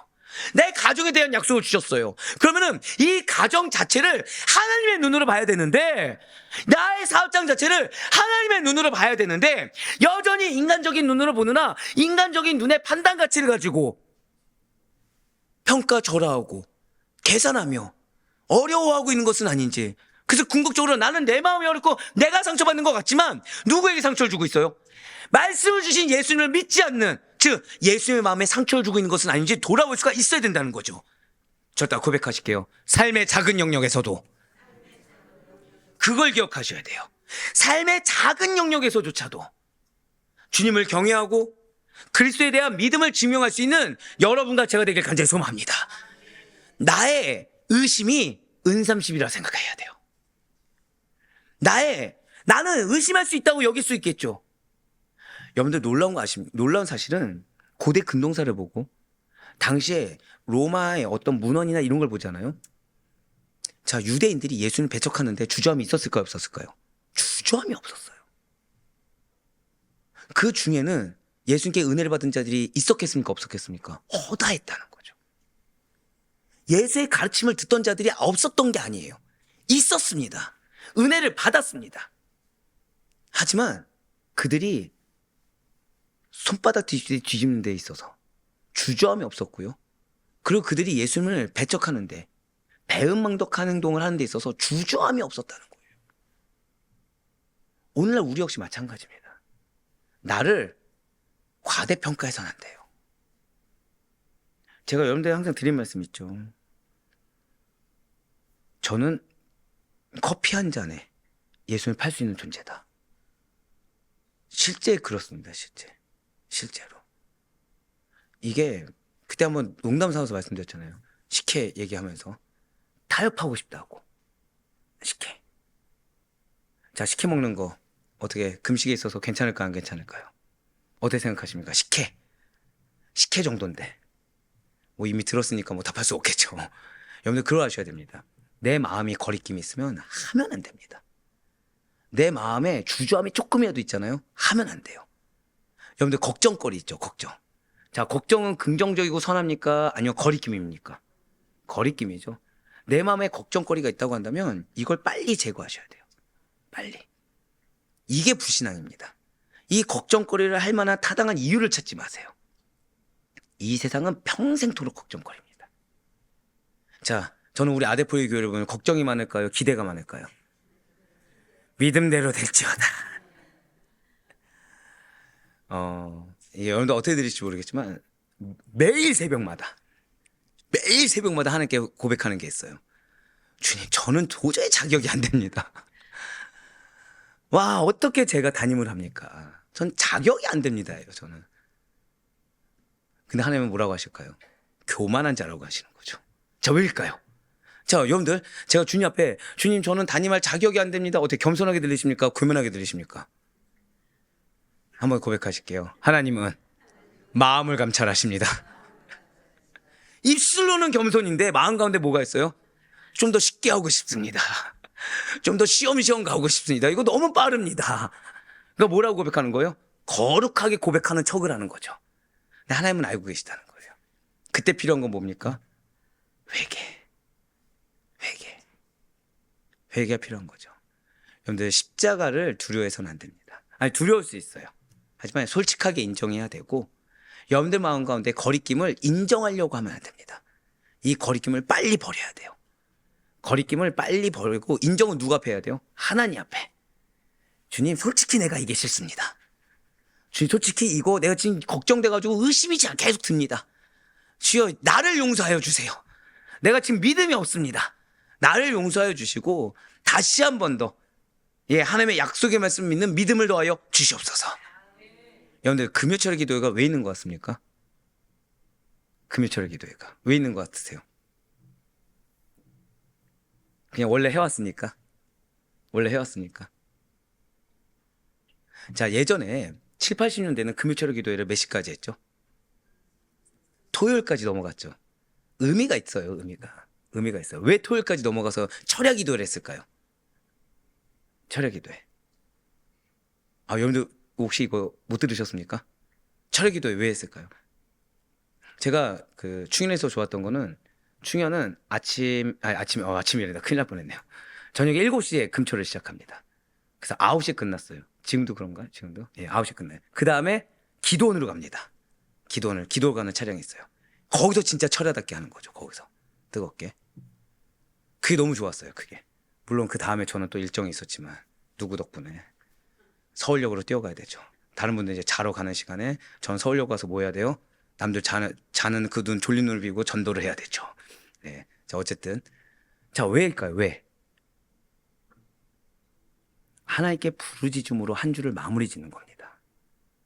하나님 앞에 정결하게 준비된 자세로 가는 거예요. 금요일 날 마무리를 지으면서 하나님께 부르짖음으로 토요일 날 내 상태를 정결하게, 그러니까 내 힘을 쫙 빼는 거죠. 자, 예전에 여러분들 철야 기도회 갔을 때 온몸 땀 다 빼지 않았습니까? 왜요? 내 힘을 쫙 빼는 거예요. 그래서 온전히 하나님의 말씀을 받아들일 만한, 다음날이 왜요? 주일이기 때문에 그렇게 준비를 해가는 거예요. 그렇게. 어때? 지금 그렇게 하고 계시나요? 여기서 감사한 뭔지 아세요? 그럼에도 불구하고, 여기서 이제 그럼에도 불구하고죠. 하나님께서는 우리를 계속 붙들고 계시다는 거예요. 하나님께서 계속 우리를 초청하고 계시다는 것입니다. 네, 맞습니다. 우리는 사실 알게 모르게 나도 모르는 사이 예수님을 배척하고 있습니다. 예수님 배척은 다른 것이 아니에요. 내 중심으로 생각하는 게 예수님 배척입니다. 내 기준으로 판단하는 게 예수님 배척입니다. 당시에는 대제사장들이 은 30이면 적정하다고 생각을 했죠. 예수님에 대한 가치를 누가 평가한 거예요? 인간이 평가해버린 겁니다. 예수님의 가치는 인간이 평가할 수 없어요. 염대 허락하신 약속의 말씀이 있습니다. 고백하실게요. 말씀의 가치를, 약속의 가치를 내가 판단하지 말자. 이거 잊어서는 안 돼요. 내 눈앞에 놓인 이 작은 상황이 그 약속의 가치를 흠집낼 수가 없습니다. 내가 눈앞에 놓인 이 작은 문제거리들이 하나의 나에게 주신 약속의 말씀의 가치를 떨어뜨릴 수가 없습니다. 항상 드릴 말씀 있죠. 공격이 거센 이유는 무엇이라고요? 은혜가 그만큼 크기 때문이에요. 이걸 기억하셔야 돼요. 너무 좋아하시는데요. 뭐 은혜를 거의 뭐 지금 기름 붓듯이 받고 계시는데 뒤에 수혜자들이네요. 예, 뒤에 수혜자들. 자, 그렇기 때문에 삶의 작은 영역에서조차도 나를 돌아볼 수 있어야 됩니다. 그래서 여러분들의 삶에 여러분들이 경홀히 여겼던 부분을 회복했을 때, 아, 이래서 하나님이 지금 나에게 기도의 분량을 주셨구나. 아, 이래서 하나님이 나로 하여금 기다리게 하셨구나를 깨달을 수 있는, 하나님의 뜻하심을 깨달을 수 있는 우리 모두가 되길 간절히 소망합니다. 자, 지금까지 스가랴는 메시아의 예루살렘 입성과 예수 그리스도의 사역 배신에 대해서 예언하였습니다. 그리고 스가랴는 세 번째로 그리스도의 고난과 사람들의 회개에 대해서 예언했다라는 거예요. 스가랴 13장 7절 말씀도 계속해서 보시겠습니다. 만군의 여호와가 말하노라. 가라, 깨어서 내 목자, 내 짝된 자를 치라. 목자를 치면 양이 흩어지려니와 작은 자들 외에는 내가 내 손을 들이오리라. 아멘. 지금 스가랴는 칼이 하나님이 세우신 목자, 하나님의 짝된 자를 칠 것이며 그로 인해서 양들이 흩어질 것이라고 예언하고 있어요. 자, 이 예언이 성취됩니까 안 됩니까? 역시 성취되었죠. 1차적으로는 예수님께서 체포당하셨습니다. 그리고 그로 인해서 제자들이 흩어졌어요. 성취되었다는 거죠. 여기서 붉은색으로 나와 있는 내 짝된 자라는 표현은, 이건 좀 고백하실게요. 예수님의 신성. 예, 예수님의 신성을 의미합니다. 자, 하나님의 짝된 자니까 당연하겠죠. 그리고 그 다음에 나와 있는 붉은색의 양이란 것은 보편적인 하나님의, 절대 고백하실까요? 언약 백성. 언약 백성이라는 거예요. 그렇습니다. 하나님의 독생자이신 예수 그리스도께서 십자가에 달리시기 전에 군인들에게 잡혀서 얼마나 모진 고난과 핍박을 받으셨습니까? 예수님의 신성, 하나님과 동등되신 분께서 얼마나 지금 그의 칼로 치임을 받으시고 고난을 받으셨습니까? 바로 요한복음 19장 32절과 누가복음 23장 11절의 말씀을 이어서 보도록 하실게요. 군인들이 가서 예수와 함께 못 박힌 첫째 사람과 또 그 다른 사람의 다리를 꽂고 헤롯이 그 군인들과 함께 예수를 업신 여기며 희롱하고 빛난 옷을 입혀 빌라도에게 도로 보내니. 아멘. 우리를 그냥 구원하신 것이 아니라는 거죠. 당신의 높고 크신 능력을, 그 위대하신 권능을, 앞서도 말씀드렸다시피 하나님의 짝되신 분께서, 즉 신성이 있으신 분께서 아무런 피 흘림 없이, 아무런 고통 없이 하늘의 권능 가지고 절대적으로 임해서 우리를 구원하신 것이 아니라는 거예요. 인간이 당하지 말아야 할, 인간으로서는 감히 당할 수가 없는 모진 고난과 핍박과 질고를 다 감당하셨다는 거죠. 우리는 그 이유에 대해서 알고 있어요. 왜요? 우리를 이해하기 위해서. 가장 낮은 자리에, 가장 비천한 자리에, 가장 억울한 자까지 이해하기 위해서. 하지만 그 수혜자였던 백성들은 예수님의 십자가 앞에서 모른 척하고 배신을 선택했다는 것입니다. 예수님을 따르던 지난 날들을 부인했어요. 예수님께 가르침과 은혜를 받았지만 다 외면해버렸습니다. 그분의 사랑과 은혜를 입었지만 예수님을 믿는다는 사실을 인해서 당하게 될 피해와 어려움 앞에서는 워낙 사람들이 기승을 부리는 거죠. 예수님에 대해서 옹호하는 말 한마디만 하면 죽일 듯이 달려드는 거예요. 거기에서 예수님을 모른다고 시치미를 떼고 같이 욕하고 세상의 권력을 잡아버렸습니다. 사실 근거는 중요하지 않았어요. 왜요? 권세 있는 자들이 그렇게 밀어붙였으니까. 그러니까 거기에 동조하지 않는다고 해도 사실은 마음속으로 동조해서 무리로 되든가 아니면 같이 핍박하는 자리에 서 있었다는 거죠. 스가랴 13장 7절 말씀을 다시 한번 더 보실게요. 지금 붉은색으로 표현된 부분을 보시면 양이 흩어지려니와 작은 자들 위에는 내가 내 손을 들이우리라 라고 나와 있습니다. 그렇습니다. 지금 스가랴는 메시아가 얼마나 억울한 일을 당할지 말씀하고 있어요. 비록 그런데 그렇게 예수 그리스도를 따르던 메시아를 따르던 제자들과 무리들은 다 배신하고 흩어질지라도 자 여러분들 절대 고백하실게요. 내가 남은 자입니다. 그 고백이 얼마나 귀한지 들으시길 바라요. 몇몇은 남아있어서 그들이 구원받은 백성으로서 그들을 통해 한번 더 고백하실까요? 나를 통해 반드시 회복하게 됩니다. 그러니까 하나님은 여러분 하나 회복하는 게 목적이 아니에요. 하나님은 여러분들 하나 성장시키는 게 목적이 아닙니다. 여러분들이 정말 중요하다고 말씀드리죠. 죄송하지만 앞서도 말씀드렸다시피 영적 전쟁이 있습니까 없습니까? 허다한 전쟁이 있다고 말씀드렸잖아요. 하다못해 언제요?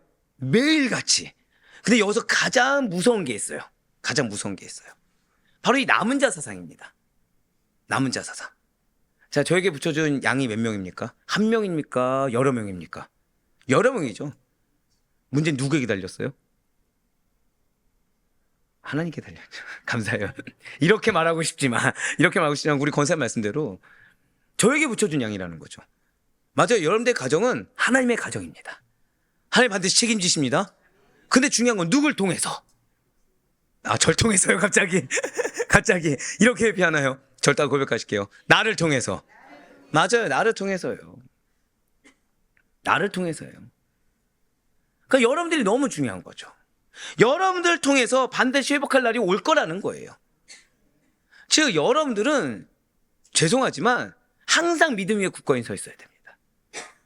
여러분들은 실족하셔서도 안 되고 낙심해 서서도 안 되고 죄송하지만 그렇다고 하더라도 야곱과 같이 즉시로 사실 야곱 보면 이해가 안 되지 않습니까?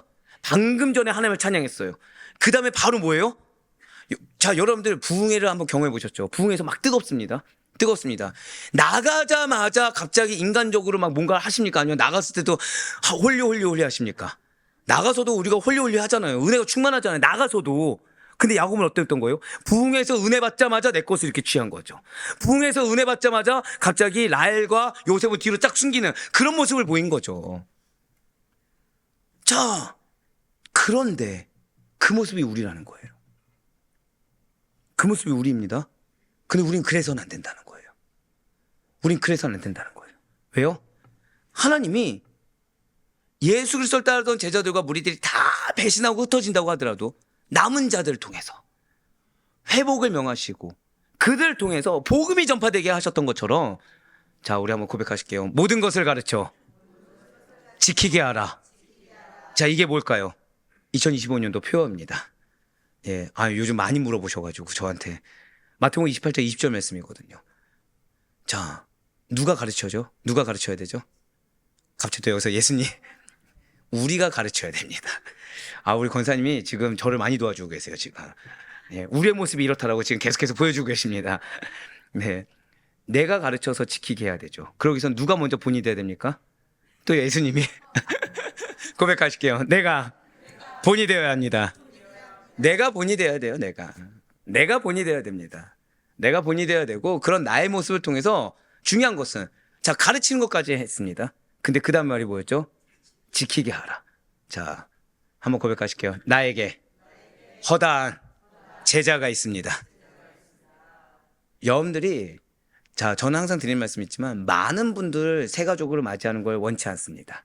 하지만 새 가족으로 내가 데리고 왔다고 한다면 끝까지 책임지셔야 돼요. 아멘. 누가 하셨죠? 축복이 있을지어다. 네네. 이쪽 라인이 거의 뭐 오늘 나는 작심했습니다. 나는 오늘 반드시 응답받겠습니다. 네. 끝까지 책임져야 됩니다. 많은 교회에서 새 가족이 많이 옵니다. 근데 문제는 이탈하는 수가, 이게 조금 목회연구소에서 나왔던 건데요. 새 가족이 오는 수가 10명이면 그 10명 중에 교회에 정착한 수가 1명이 채 안 됩니다, 지금. 왜일까요? 자, 여기서 이제 문제가 생기죠. 새 가족부에 따로 옵니다. 잘해줄까요, 안 해줄까요? 굉장히 잘해주죠. 물론 여기서도 이제 이탈자가 생겨요. 왜요? 부담스러워서. 하지만 남아있다는 건 무엇입니까? 어느 정도 친밀한 관계가 유지돼요. 자, 이제 교구나 부서로 올라갑니다. 이제 여기서부터 문제가 되죠. 교구와 부서에서 받아들일 때 새 가족으로 받아들일까요? 일꾼으로 받아들일까요? 나이가 많으신 분들은 오히려 괜찮지만 젊으면 젊을수록 다 뭐가 됩니까? 새 가족이 갑자기 일꾼으로 돌변하는 거죠. 자, 보통 새 가족부를 많이 길어봤자 2달 이상 넘기지 않습니다. 보통은 2, 3주에서 올려 보낸다는 거죠. 자, 2, 3주 제자가 됩니까, 안 됩니까? 자, 여러분들 지금 저하고 양육 지금 그래도 한 1, 2년 받으셨잖아요. 어떻게 제자십니까? 아니면 아직도 멀었습니까? 이렇게 말했는데 제자입니다 할 수는 없겠죠. 아직도 멀었죠. 자, 그런데 지금 3주 만에 제자가 됩니까, 안 됩니까? 안 되죠. 문제는 전도한 사람도 문제죠. 전도한 사람도 옆에서 관심을 갖습니다. 근데 교회만 들어오면은 누구에게 맡겨요? 갑자기 목회자에게 맡기고 교구에 맡기고 부서에 맡깁니다. 물론 관심을 갖죠. 관심 어떻게 갖죠? 말씀 너무 좋지 않아? 은혜가 되지 않아? 문제는 뭐예요? 새 가족은? 자, 새 가족이 지금 목사님 말씀을 이해할 확률이 얼마나 될까요? 예, 이런 거죠. 섣불리 말할 수 없을 정도로 확신이 안 드는 겁니다. 새 가족이. 그쵸? 자, 그럼 새 가족이 이 교회에 대해서 돌아가는 상황이나 이거에 대해서 은혜 받을 확률이 얼마나 될까요?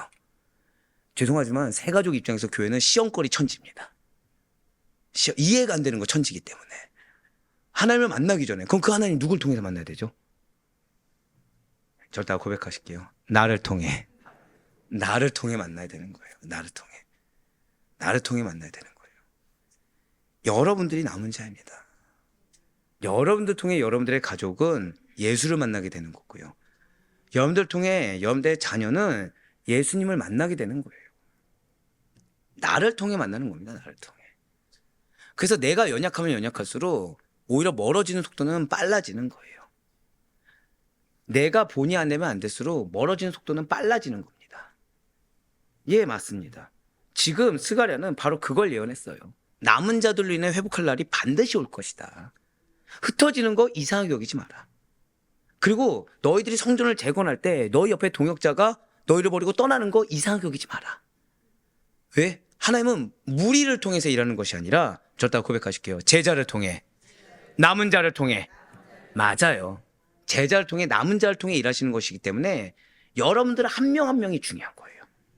그 얘기는 여러분들 한 명 한 명의 사실은 신앙이 성장하지 못하거나 실족하는 거, 이거는 엄청난 리스크입니다. 한 번 더 고백하실게요. 내가 은혜의 통로가 되어야 됩니다. 이걸 잊어서는 안 돼요. 우리는 어느 경우에서도 항상 내가 은혜의 통로가 되어야 되고, 사랑의 통로가 되어야 되고, 축복의 통로가 되어야 됩니다. 그런 여러분들의 행실을 통해 여러분들의 제자들이, 여러분들의 가족들이 지키게 되는 거예요. 말씀을 지키게 되고 말씀을 행하게 되는 것입니다. 지시 하나님께서는 흩어진 그들 가운데서도 특별히 한번 고백하실까요? 작은 자들. 예, 맞아요. 남은 자인데 중요한 건 작은 자라는 겁니다. 작은 자들, 즉 남은 자들 위해 손을 들이우시고 그들을 구원하여 회복시켜 주실 것을 약속해 주셨습니다. 그리고 이것은 반드시 성취될 것이고 또 이미 성취되고 있다는 거예요. 더불어 스가랴는 이 외에도 그리스도의 고난과 죽음 이후에 하나님께서 이스라엘에게 은총을 주시고 간구하는 심령을 부어주셔서 그분을 위해 애통하고 통곡할 것을 예언하였습니다. 바로 스가랴 12장 10절의 말씀입니다. 내가 다윗의 집과 예루살렘 주민에게 은총과 간구하는 심령을 부어주리니 그들이 그 찌른 바 그를 바라보고 그를 위하여 애통하기를 독자를 위하여 애통하듯 하며 그를 위하여 통곡하기를 장자를 위하여 통곡하듯 하리로다. 아멘. 자, 우리 성도분들, 지금 스가랴는 예루살렘의 입성과 배신, 그분의 체포와 고난, 그리고 오순절 성령 강림을 통한 사람들의 회개에 이르는 중요한 부분들을 상세하게 예언했고, 그리고 그것들은 실제로 다 성취되었습니다. 이것은 다른 것을 우리에게 얘기하신 것이 아니죠. 하나님께서 만세전에 여러분들을 택하시고 여러분들을 예정하시며 우리의 구원을 작정하시사 그 계획을 얼마나 세심하고도 정확하게 이뤄나가신지를 보여주고 계시다는 거예요. 많은 분들이 구약에 예언된 말씀이 신약에 성취되었습니다. 이게 나와 무슨 상관입니까? 이것이 하나가 빠지면 상관이 없어져요. 근데 하나가 있으면 상관이 있어집니다. 한 번 더 고백하실까요? 나에게 약속의 말씀을 주셨습니다. 결국 그 말씀은 성취된다는 건가요? 안 된다는 건가요? 성취된다라는 거예요. 그걸 보여주고 있다는 거예요. 우리로 하여금 바로 이 사실들이 더욱더 은혜에 감사하며 그분을 사랑하고 섬기도록 무엇보다 그분의 말씀을 절대적으로 신뢰하며 따를 수 있는 동기를 부여주고 있다는 사실을 잊지 마시길 바라요. 그러니 여러분들의 약속하신 그 말씀에 대해서 믿을 수 있는 우리가 되길 소망합니다. 현실에 항상 우리의 상황은요, 우리의 마음을 다급하게 만드는 일들 천지입니다. 현실의 우리의 상황들은 언제나 우리의 마음을 온전히 굳게 붙잡지 못할 만한 사건들로 놓여져 있어요. 우리는 그 상황 가운데 놓여져서 살아가는 자들이라는 거죠. 왜죠? 이 세상이 악하기 때문입니다. 이 세상 자체가 불안정하기 때문이에요. 그렇기 때문에 이 세상 가운데 완벽하신 하나님만을 붙들지 않는다고 한다면 우리는 얼마든지 실족하고 낭떠러지에서 넘어지는 것 같은 그런 상황 가운데 처할 수밖에 없다라는 것이죠. 그러니 우리는 다른 것을 확신해서는 안 됩니다. 여러분들의 계획, 여러분들의 생각, 여러분들의 판단, 아니요.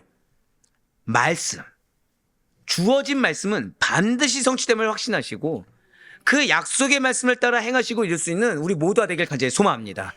이제 마지막 네 번째로는 오늘 설교의 주제이기도 하죠. 바로 재림하실 예수 그리스도를 예언한 스가랴인 것입니다. 그렇습니다. 스가랴는 메시아의 강림을 예언했어요. 스가랴에서 14장 1절과 2절의 말씀입니다. 여호와의 날이 이르리라. 그날에 내 재물이 약탈되어 내 가운데서 나누이리라. 내가 이방 나라들을 모아 예루살렘과 싸우게 하리니 성읍이 함락되며 가옥이 약탈되며 부녀가 욕을 당하며 성읍 백성이 절반이나 사로잡혀 가려니와 남은 백성은 성읍에서 끊어지지 아니하리라. 아멘. 진실로 스가랴는 이스라엘 사람들이 그토록 대망하던 여호와의 날이 임할 것이다라는 것을 선언했습니다. 그러나 그 날은 잘 기억하셔야 돼요. 그 날은 갑자기 형통한 가운데 누가 봐도 갑자기 막 꽃길이 펼쳐지고 뭔가 축복이 기름 붓듯이 부어진 상황 가운데서 임하는 것이 결코 아니에요. 자, 여러분들 한 주간 혹시 힘드셨습니까? 여러분들 혹시 한 주간 마음에 괴로움이 있으셨습니까? 아니, 한 주는 모르지만 올해 유난히 진짜 다사다난이란 말이 어울릴 정도로 문제와 괴로움과 속상함, 황급한 가운데 놓였습니까? 잘 들으세요. 이 날은 이스라엘이 열국에 의해 함락되고 약탈되며 백성들이 절반이나 사로잡혀는 것으로 시작되게 된다는 거예요. 저를 고백하실게요. 그날은, 응답의 날은 환난 가운데 시작됩니다. 바로 그거예요. 응답의 날, 바로 그날은 하나님께서 친히 임재하사 예정하신 그날은 시작이 무엇부터 시작된다고요? 환난부터 시작된다는 거예요. 문제부터 시작한다는 거예요. 그것도 하나님께서 그들을 약탈할 열국들을 모아서 싸우게 하신다는 거죠. 그러니까 여러분들 그냥 좀 더 쉽게 말씀드리면 여러분들 상황 가운데 그런 경우가 있을 것일 거예요. 문제 하나 딱 닥쳤습니다. 근데 엎친 데 덮친 격으로 문제 하나 해결했는데 또 하나가 닥쳐오는 거예요. 근데 이거 하나를 막 열심히 하는데 또 하나가 닥치는 겁니다. 계속해서 이런 상황. 그럼 여러분들 마음이 어떠시죠? 어려울 수밖에 없죠. 근데 하나님께서 어떻게 하셨다고요? 그냥 이들이 전쟁 가운데 놓인 걸로 시작하게 할 건데 한 나라랑 전쟁을 치르는 것이 아니라 어떻게 해요? 약탈할 열국들을 모아서 한 번에 치게 하시겠다는 거예요. 그러나 이스라엘의 구원이, 한 번 더 고백하실게요. 나의 승리가 하나님의 목적입니다. 이걸 잊지 말라는 거예요. 지금 스가랴가 최종적으로 그걸 얘기하는 겁니다. 즉 인간적인 눈으로 보면 나는 지금 엎친 데 덮친 격이에요. 왜 우리 그런 얘기죠? 호사다마? 예. 그러니까 세상적으로 그런 얘기잖아요. 좋은 일도 있는 것 같지만 안 좋은 일이 계속 끼는 겁니다. 안 좋은 일이 끼는 거에 대해서 이제는 좋은 일도 없는 것 같고 계속해서 뭔가 마음을 잡기 힘들 정도로 어려운 일들만 계속 주어지는 거예요. 계속 후회할 만한 일만 계속 주어지고 염려할 만한 일만 계속 주어지는 겁니다. 인간적으로는 어떤 상황이죠? 인간적으로는 지금 그거를 빨리 포기해야 돼요. 인간적으로는 지금 빨리 무언가 다른 제걸 강구해야 되는 것입니다. 근데 하나님 지금 뭐라고 말씀하세요? 그게 시작이야 라고 말씀하신 거예요. 그것이 시작이고 하나님의 궁극적인 여러분을 택하신 목적, 기업에 약속을 주신 목적, 말씀을 주신 목적은 한 번 더 고백하실게요. 구원과 승리. 구원과 승리라는 거예요. 그렇기 때문에 한 번 더 고백하실까요? 나는 남은 자입니다. 왜 이걸 고백하게 했을까요? 그렇기 때문에 하나님께서는 이스라엘의 남은 자들은 반드시 당신께서 보호하시겠다는 거예요. 반드시 여러분들을 통해 여러분들의 가정을 변화시키기로 작정하셨다고 한다면, 여러분들을 통해 여러분들 속한 공동체를 변화주기로 작정하셨다고 한다면 하나님께서 여러분들을 보호하신다는 거예요. 보호받기 위해서 내가 있는 것이 아닙니다. 보호받기 위해서 예수가 전부여야 되고, 하나님께서 역사하기 위해서 여러분들 혹시 그런 걸 경험하지 않으시나요? 할 말이 많아요. 근거도 많습니다. 근데 하나님이 잠잠하게 하시는 거예요. 당하게 하시는 거예요. 아, 저만 있습니까? 저만 있나요? 왜 그렇게 하시죠? 왜죠? 왜 나는 억울한 일을 계속해서 감당해야 되고, 왜 나는 계속 속상한 일을 감당해야 되고, 근데 나는 뭐라 말도 못하고, 왜 그럴까요? 여러분들, 예수님이 그렇게 가셨어요. 즉 나는 억울한 것 같지만 사실은 알게 모르게 나는 누구의 길을 갖고 있는 거예요? 예수님의 길을 갖고 있는 거예요. 그리고 그것이 하나님의 방법이에요. 내 입술을 닫아야 하나님의 입술이 열립니다.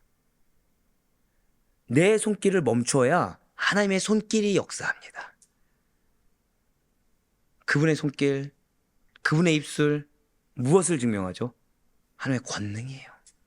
우리가 그토록 바람하지 않는 권능의 하나님, 능력의 하나님, 엘샤다이 하나님, 내가 없어야 역사하는 거예요. 이처럼 여호와의 날이 전쟁과 약탈로 시작되는 것은, 이스라엘 마음 가운데 어려움을 주는 여러 가지 트러블로 시작되는 것은 그리스도의 재림 직전에 전쟁과 기근을 비롯한 여러 가지 재앙이 징조로 나타날 것을 의미하는 것입니다. 지금 하나님께서는 예루살렘의 함락, 약탈, 포로로 잡혀간과 남은 자들의 존재를 여호와의 날에 전조로서 제시하고 계세요. 특별히 이러한 재앙은 하나님께 속한 남은 자를 구별하는 역할을 감당하는 것입니다. 즉 알곡과 가라지를 나누는 것이고요, 양과 염소를 가리운다는 것이죠. 그렇습니다. 분명 하나님께서는 남은 자들인 당신의 백성을 구원하시기 위해서, 당신께서 택하신 백성들의 승리를 위해서 반드시 땅 위에 강림하실 것입니다. 그리고 성경은 예수님께서 마지막 때에 그리스도 안에서 죽은 자들과 천군 천사들과 함께 재림하실 것과 하나님의 대적들을 하나님께서 물리쳐 주실 것을 기록하고 있어요. 바로 사도 바울이 이렇게 선포하고 있습니다. 데살로니가전서 4장 14절과 16절의 말씀입니다. 우리가 예수께서 죽으셨다가 다시 살아나심을 믿을진대 이와 같이 예수 안에서 자는 자들도 하나님이 그와 함께 데리고 오시리라. 주께서 호령과 천사장의 소리와 하나님의 나팔 소리로 진이 하늘로부터 강림하시리니 그리스도 안에서 죽은 자들이 먼저 일어나고. 아멘. 혹시 이번 한 주간 여러분들 내가 지금 징계를 받고 있나? 라는 생각 드신 적이 있으십니까? 혹시 내가 지금 심판을 받고 있나? 라는 생각 드신 적 있으십니까? 잘 들으시길 바라요. 구약에서 여호와의 날이라고 부르는 것은 주로 심판의 날입니다. 이것을 신약적으로 표현한다면 그리스도의 재림의 날을 가리킨다는 거죠. 진실로 그리스도의 재림의 날은 심판의 날이기만 한 것은 아니에요. 하나님의 백성에게는 구원의 날이기도 하다는 거죠. 즉 하나님의 백성의 입장에서는 이것은 심판으로 임했지만 구원으로 임하는 양면성을 지닌다는 것입니다. 시기적으로는 하나님의 날이 임재했을 때 믿지 않는 자, 대적하는 자들은 심판이지만 믿음을 끝까지 견지한 자, 남은 자들은 구원의 날입니다. 근데 그 이전의 전조는 어떻게 됩니까? 하나님을 믿지 않는 자들에게는 늘 항상 승리고 형통인 것 같지만 믿는 자들은 오히려 그때가 징계이자 연단처럼 느껴진다는 거예요. 여러분들 이 말씀 뭔지 아시겠습니까? 저 따라 고백하실게요. 지금은 준비 단계입니다. 이걸 기억하셔야 돼요. 그래서 우리 이번 주에 새벽 기도 때 손을 뻗어 보신 적 있죠? 우리 한 번만 더 손을 뻗어 봅시다. 여러분들 뻗을 수 있는 만큼 뻗으세요. 응답이 여기 있습니다. 예. 너무 다들 정직하신데요. 이만큼. 저희 가족한테 했을 때는, 처음 했을 땐 다 이만큼 했다가 어떻게 했어요? 네. 응답이 손앞에 있기 때문에 더 극심한 것 뿐입니다. 응답이 손앞에 있기 때문에 환란이 더 극심하게 다가오는 것처럼 마음 잡기 힘들 정도로 그렇게 다가오는 것 뿐입니다. 스가랴가 바로 이러한 메시아의 강림을 가진 양명성을 예언했다는 거예요. 그것이 바로 오늘 본문 말씀입니다. 오늘 본문 말씀 다시 보겠습니다. 그날에는 빛이 없겠고 광명한 것들이 떠날 것이라. 여호와께서 하시는 한 날이 있으리니 낮도 아니요 밤도 아니라 어두워갈 때 빛이 있으리로다. 아멘. 이렇게 예루살렘에 임할 환란과 하나님의 강림을 묘사한 스가랴는 이어서 그날의 특징을 지금 묘사하고 있는 거예요. 그날은 무엇보다도 빛이 없는 날입니다. 광명한 것들, 즉 발광체들이 그 빛을 잃게 된다는 거죠. 그래서 낮도 아니요 밤도 아닌 상태가 될 것이며, 그렇게 어두워 갈 때 빛이 있게 된다는 거예요. 즉 여러분들 그 어두워져가는 그 환경 가운데 뭐가 임한다는 거예요? 빛이 반드시 임한다는 것입니다. 스가랴의 이러한 묘사는 1차적으로는 물리적인 의미로 해석해야 합니다. 실제로 사도 요한은 마지막 날에는 하나님의 재앙으로 해와 달과 별이 빛을 잃고 땅에 떨어질 것이라고 말하였어요. 그렇지만 이러한 물리적인 어두운 가운데 반드시 빛이 나타나게 된다는 거죠. 영적인 어두운 가운데 빛 대신 예수님께서 나타나실 것을 의미하고 있다는 것입니다. 그렇습니다. 여호와의 날은 심판과 구원의 양명성, 어둠과 빛의 양명성을 가지고 있습니다. 궁극적으로 하나님의 백성에게는, 한 번 더 고백하실게요, 반드시 빛의 날이 옵니다. 맞아요. 지금은 어둠처럼 느껴질 수 있죠. 전조 단계이기 때문에, 준비 단계이기 때문에 허다한 연단과 허다한 어려움 가운데 마음이 낙심 가운데 놓일 수 있겠죠. 하지만 반드시 응답의 때, 반드시 그날이 오게 된다는 거예요. 악인에게 어둠이 임하는 날, 악인에게 심판이 임한 날이 반드시 오게 되는 것입니다. 우리 모든 성도 여러분들, 성전이 재건된 지 40년이 지나도 선민 이스라엘이 받는 핍박과 고난은 완전히 사라지지 않아요. 현실은 여전히 팍팍합니다. 여전히 살기 어려워요. 앞서 말씀드리지 않았습니까? 약속의 말씀을 받고 아멘으로 순종하여 나아갔어요. 은혜를 받았어요. 현실로 가니까 현실은 너무 다른 거예요. 분명히 이전과 나의 지금 신앙이 다른 것처럼 느껴집니다. 근데 문제는 현실은 달라졌어요, 안 달라졌어요? 안 달라진 것처럼 느껴질 수 있다는 거죠. 하지만 한번 고백하실게요. 실망해서는 안 됩니다. 맞아요. 실망해서는 안 된다고 말씀하시는 거예요. 저는 여러분들을 하나님 사랑하신다고 지금 설교단에서 몇 번을 고백했는지 몰라요.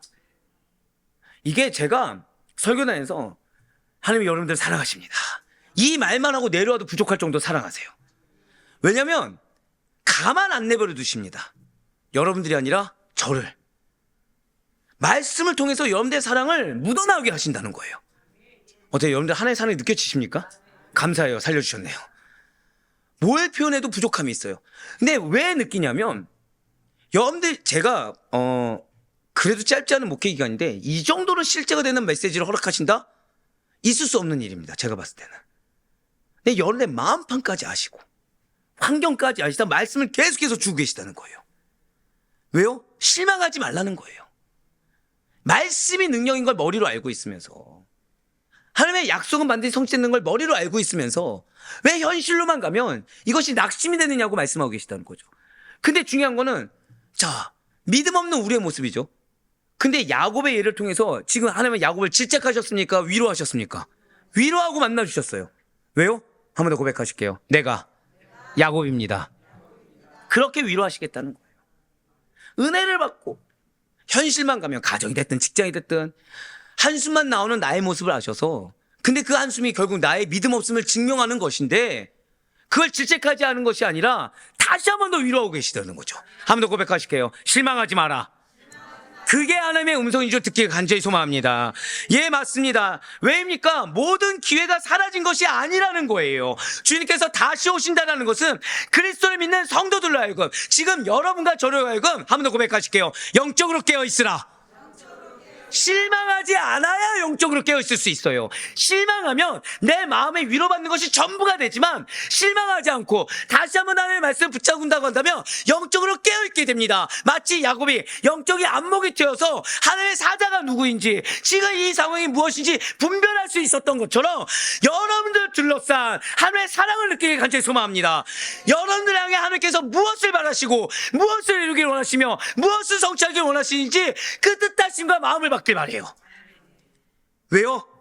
준비시키기 원함이십니다. 여러분들 승리도 준비되어 있어야 받습니다. 응답도 준비되어 있어야 받는 거예요. 지금 준비시키시기를 원하신다는 거죠. 사랑하는 성도분들, 혹시 집에 알람 시계 있으십니까? 목회자는 알람 시계가 필수예요. 하나로는 안 되죠. 하나로 안 됩니다. 알람 시계가 왜 필요하죠? 알람 시계 왜 필요합니까? 너무 당연한 질문이죠. 알람 시계 왜 필요하죠? 깨야 할 때가 존재하니까. 깨어 있어야 할 때 알리기 위해 존재하죠. 자, 한 번 더요. 알람 시계가 왜 필요하다고요? 깨어 있어야 할 때가 있기 때문에. 좀 더 쉽게요. 눈앞에 은혜가 있어요. 자, 근데 이걸로 가는 길을 몰랐어요. 근데 이거를 알람 시계에 딱 울리는 순간 그 길이 보이는 겁니다. 그럼 여러분들은 깨어 있어야 됩니까? 아니면 그냥 계속 알람 시계가 울리든 말든 자야 됩니까? 깨어 있어야 되죠. 즉 알람 시계는 깨어야 할 때를 알리기 위해 존재합니다. 그 시계는 바로 알람이 울리는 그때를 위해 쉼없이 달려가는 거고요. 알람을 설정한 그때 비로소 자신의 역할을 감당하게 된다는 거죠. 바로 이것입니다. 마지막 때에 대한 예언은, 여러분들에 대한 약속의 말씀은 선민 이스라엘 민족들이 부지런히 지금 그날을 맞이하기까지 절대 고백하실게요. 준비하라. 여러분들 지금 상황은 뭐라고요? 준비하는 상황인 거예요. 그날을 맞이해도 그날이 그날인 줄도 모르고 또 놓치는 일 없게. 제가 방금 어떤 표현 썼죠? 또 놓치는 일 없게. 즉 여러분들에게 은혜의 때가 있었다는 거예요, 없었다는 거예요? 있었다는 거죠. 근데 제발 깨어 있어서 그 날을 또 놓친 일이 없게 준비하라는 겁니다, 지금. 그래서 지금 눈앞에 놓인 어떤 환난과 문제는 무엇이라고요? 그날의 시작임을 알리는 것이다. 그러니까 그러할수록 붙잡으라는 거예요. 그러할수록 믿음으로 붙잡고 말씀을 붙잡고 그 날만을 향해 달려가야 되는 것이지. 예를 들어서 알람 시계가 새벽 1시 반을 딱 맞춰놨습니다. 알람 시계를. 그러면 우리는 뭐만 신경 쓰면 돼요? 잠자기 전에? 자, 잠을 11시에 잠들어요. 11시에 잠듭니다. 저는 그 시간에 안 자요. 걱정하지 않으셔도 돼요. 11시 잠듭니다. 근데 알람 시계가 1시 반이에요. 그럼 뭐만 신경 쓰면 됩니까? 1시 반에 일어나야지. 이것만 신경 쓰면 되는 거죠. 근데 11시에 잠들면서 11시 10분에는 뭐가 있을 것 같고 20분에 뭐가 있을 것 같고 30분에 뭐가 있을 것 같고 12시에 뭐가 있을 것 같은데 이런 생각하면서 잠을 자도 자는 것 같지 않고. 자, 여러분들 밤에 잠 제대로 못 자게 시작이 못 자면 깨어나는데도 어렵습니다. 그냥 지나치는 경우가 허다해요. 왜죠? 깨어날 시간에 집중하지 못하고 다른 것에 집중하다 보면 오히려 정작 그 시간을 놓쳐버리게 된다는 거예요. 지금 주님께서는 그 얘기를 우리에게 하신 것입니다. 준비 단계는 준비 단계로 끝나셔야 돼요. 다시 한번 여쭤볼게요. 결실이 중요합니까? 과정이 중요합니까? 과정이 중요하기 위해서는 결실에 대한 확신이 있어야 과정이 중요해져요. 결실에 대한 확신이 없잖아요. 이 과정은 변질되게 됩니다. 결실에 대한 확신을 놓치지 마시길 바래요. 동작구. 네, 그거 놓치면 하루하루가 중요해집니다. 경기도 그거 놓치면 하루하루가 중요해지죠. 제가 지난주에 작정한 게 있어요. 영종도 그거 놓치면 하루하루가 중요해집니다. 물론 중요하죠, 다. 근데 뭐가 없으면 중요하지 않다고요? 믿음이 없으면, 결실에 대한 확신이 없으면 이 과정은 무의미해집니다. 확신을 가지시기 바래요. 하나님이 약속하신 말씀입니다. 그럼 다른 것이 중요하지 않아요. 그렇습니다. 비록 선민 이스라엘은 지금도 여전히 고통받고 있고 핍박 속에 있지만 그 어려움이 끝난 날은 반드시 옵니다. 단순히 어려움이 끝나고 마는 정도가 아니라 이전과는 다른 상상조차 할 수 없는 영광이 그들의 것입니다. 최후 심판의 날에 온전한 구원을 이루며 끝내 천국 시민으로서 그들은 승리를 맛보게 될 것입니다. 그렇습니다. 마지막 때 이루어질 메시아 왕국에서 그리스도께서는 그의 성도들과 함께 왕노릇하게 될 것이고요. 여러분들에게는 반드시 저다 고백하실게요. 축복과 영광이 예비되어 있습니다. 그리고 스가랴가 이러한 메시아 왕국의 권세와 축복과 영광을 예언한 거예요. 스가랴 14장 9절과 11절의 말씀 보시겠습니다. 여호와께서 천하의 왕이 되시리니 그날에는 여호와께서 홀로 한 분이실 것이요 그의 이름이 홀로 하나이실 것이라. 사람이 그 가운데에 살며 다시는 저주가 있지 아니하리니 예루살렘이 평안히 서리로다. 아멘. 진실로 그 나라는요, 하나님께서 친히 왕이 되시어 온 땅을 영토로 삼아 다스리시는 왕국이십니다. 저주가 없는 평화의 왕국이에요. 부족함이 없는 왕국입니다. 그리고 성도들은 반드시 그리스도와 함께 그 나라에서 영원 무궁토로 왕노릇할 것입니다. 하나님께서 당신의 백성들을 위하여 마련하신 이 나라는 영원히 쇠하지가 않아요. 영원히 하나님과의 교제와 사랑이 끊어지지 않을 것입니다. 예수님께서 이곳에 여러분과 저를 위한 조선을 지금도 준비하고 계심을 잊지 마시길 바라요. 감사한 것은 이 땅 가운데서도 그 천국을 맛볼 수 있도록 우리를 준비해 놓으셨다는 거예요. 이 땅 가운데 여러분들이 있는 곳마다 하나님 나라가 임하게 하나님께서는 택하셨습니다. 그래야 우리의 이 땅에서의 성화 과정 가운데 그 나라 백성의 모습을 갖춰가기 위해 더욱더 신앙생활을 믿음으로 경주할 수 있도록 돕고 계시다는 사실을 잊지 마시길 바라요. 하나님께서 친히 왕이 되어 다스리시는 이 나라는 바로 영원히 평화 중에 존재할 것입니다. 즉 우리는 남은 자예요. 남은 자로서 단순히 내 가정의 변화, 내 사업장의 번영 이 정도가 아니라 그것을 통해 또 하나님 나라가 임하는 것을 사모하는 자들이 허다하게 늘어나도록 여러분들을 도구 삼기를 원하시는 것입니다. 자, 우리 아데포교회 성도 여러분들, 스가랴가 예언한 메시아의 궁극적인 승리와 영원한 통치가 이루어지는 날에는 성도들이 현재의 삶에서 당하는 고통과 아픔이 더 이상 존재하지 않게 될 것입니다. 더불어서 지금 여러분들이 당하고 있는 그 어려움이라는 것은 헛되지가 않아요. 왜요? 우리 한번 더 선포합시다. 준비 단계입니다. 그날이 임하는 전조, 준비 단계라고 말씀해 주셨어요. 그리고 그 날에는 역전의 하나님이 반드시 존재한다고 말씀해 주셨습니다.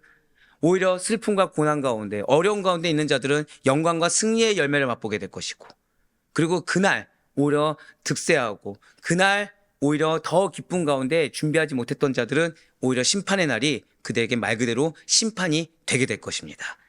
그렇기 때문에 이 놀라운 축복과 영광이 예배되어 있는 성도들은 한 번 더 고백하실까요? 말씀은 반드시 성취됩니다. 오늘 이렇게 스가랴 예언이 시사하고 있는 의미와 성경에 기록된 하나님의 말씀을 굳게 신뢰할 수 있어야 돼요. 우리가 한 주간 왜 흔들립니까? 말씀을 신뢰하지 않기 때문이에요. 말로는 말씀을 믿는다고 하지만 내가 지금 체감하고 있는 현실의 상황은 말씀과 너무 다르다는 거죠. 아주 오늘 말씀 기억하세요. 성전 재건과 재림하실 메시아에 대해서는 상관성이 없어 보입니다. 하지만 나를 위한 재림이고 나를 위한 회복이라는 하나님의 나를 향한 말씀이 중심 잡게 된다고 한다면 이것만큼 상관성 있는 말씀은 없게 돼요. 하나님은 여러분께 말씀을 이미 허락해 주셨습니다. 약속을 이미 허락해 주셨고 또 선포하게 하셨습니다. 반드시 이루어져요. 여러분들의 과정이 유의미하기 위해서는 이거에 대한 신뢰가 반드시 필요합니다. 우리는 이 시간 이제 기도하며 나아갈 거예요. 우리는 이 시간 기도하며 나아갈 때 이 자리에서 우리는 회복을 두고 기도합니다. 우리는 이 자리에서 충만을 두고 기도합니다. 우리는 주님이 먼저 한 걸음 나서서 예배해 놓으시고 기다리고 계심을 믿는 믿음으로 기도하는 것입니다. 우리는 그렇기 때문에 믿고 따르면 된다는 거예요. 여러분들이 항상 드리는 말씀 있지 않습니까? 여러분들 기도 제목은 여러분들의 힘으로 해결될 수 없기 때문에 기도하는 거예요. 근데 신기한 거는 이 기도 제목이 응답되기 위한 이 로드맵에서는 누가 주인 되려고 하죠? 내가 주인 되려고 하는 거예요. 하나님은 지금 그걸 버리라는 거예요. 너가 온전히 책임질 수 있는 가정이 아니라는 것입니다. 너가 온전히 책임질 수 있는 사업장이 아니라는 거예요. 너가 온전히 책임질 수 있는 그 환경이 아니라는 것입니다. 누가 책임질 수 있습니까? 하나님 책임질 수 있어요. 그 하나님 지금 왜 역사하지 않는 것입니까? 이것이 준비 단계인지 모르고 있기 때문에, 무엇이 필요한지 모르고 있기 때문에, 또는 알지만 그것을 붙들지 않고 행하지 않기 때문에, 또는 믿는다고 하지만 이 중간중간마다 하나님의 개입하심이 아니라 내가 인정할 만한 개입하심을 요구하고 있기 때문에 다 버리세요. 우리는 하나님께서 왜 지금 12월부터 내년도 말씀을 허락하셨는지를 잊지 말아야 됩니다. 지금 우리 주일에 설교된 말씀이 무엇이죠? 마태복음에서 예수를 읽다. 그러면서 제가 무엇을 위한 말씀이라고 했습니까? 한 번 더 고백하실게요. 나의 삶이 제자의 삶입니다. 자, 이제 뭔가 느낌이 오시죠? 예수님도 흩어졌습니다. 하지만 하나님께서는 여러분들을 흩어진 무리로 만들고자 하시는 것이 아니에요. 여러분들 참된 제자로 만드시고, 한 번 더 고백하실게요. 우리에게 확실한 열매를 예비해 놓으셨습니다. 그 열매를 맛보기 위해서는 믿음의 판이 갖춰져야 된다는 거죠. 그 열매를 맛보기 위해서는 이전에 깨어진 그릇 가지고는 안 된다는 거예요. 그렇기 때문에 우리에게 말씀을 선포하게 하셨고, 결국 2025년도에는 반드시 우리에겐 결실이 있게 될 것을 저는 굳건히 믿고 있습니다. 그래서 지금 우리는 전조 단계를 받는 거예요. 계속해서 말씀드렸죠. 그날이 임하는 전조 단계, 준비 단계는 무엇이라고요? 환난, 어려움, 연단, 시험입니다. 혹시 이 단어 중에 하나로 내가 경험하셨습니까? 기뻐하세요. 기뻐하시고 오히려 그럴수록 어려운 내 마음을 붙잡는 것이 아니라 말씀을 붙드시길 바랍니다. 그 가운데 나에게 예비된 여호와의 날을 바라볼 수 있는 우리가 되길 간절히 소망합니다. 우리의 모든 것을 주님께서 알아주신다면, 우리의 모든 것을 주님께서 기억하고 계시다고 한다면, 우리에게는 상급과 영광을 위해 달려가는 축복된 나날들만 존재하는 것이지 괴로움과 고통의 날들이 계속되는 것은 아니에요. 염려의 날이 이어진 것이 아닙니다. 우린 지금 이 순간에도, 우리 마지막 선포하실게요. 나는 지금도 승리하고 있습니다. 아멘. 우리는 바로 그러한 삶을 살아가고 있고, 지금 이 순간에도 약속의 말씀이 성취되는 은혜의 날을 살아가고 있습니다. 그럼 우리들의 삶의 이유는 그래서 예수 외에는 없는 거예요. 우리가 마음이 왜 어렵죠? 삶의 이유에 내가 들어가서입니다. 삶의 이유에 문제가 들어가서입니다. 삶의 이유에 세상의 것이 들어갔기 때문이에요. 아니에요. 우리의 삶의 이유, 우리의 삶의 전부는 예수에는 없습니다. 왜요? 그분이 나를 택하셨고, 그분이 나를 예정하셨으며, 그분이 나를 남은 자 삼아주셨고, 그분이 그런 남은 자인 나의 로드맵을 그려주시고 결실을 미리 앞서가서 준비해놓고 기다리고 계시기 때문인 것입니다. 그래, 바라옵건 없기는 오늘 주님께서는 여러분들에게 제발 좀 흔들림 없이 믿으라고 하고 계세요. 말씀을 제발 신뢰하라. 약속된 기업을 신뢰하라고 지금 말씀하고 계십니다. 그 흔들림 없는 확고한 신뢰 가운데 우리들 삶 가운데 주어진 말씀의 성취를 친히 경험하셔서 더욱더 견고하고 더욱더 신실한 믿음의 소유자들이 다 될 수 있기를. 그래서 그런 여러분들, 정확히는 남은 자 된 여러분들, 제자로 삼은 여러분들을 통해서 여호와의 날이 있음을 모르는 자들로 하여금 재림하신 예수 그리스도를 전하는 축복된 복음의 일꾼들이 다 될 수 있기를 주님의 이름으로 간절히 축원합니다.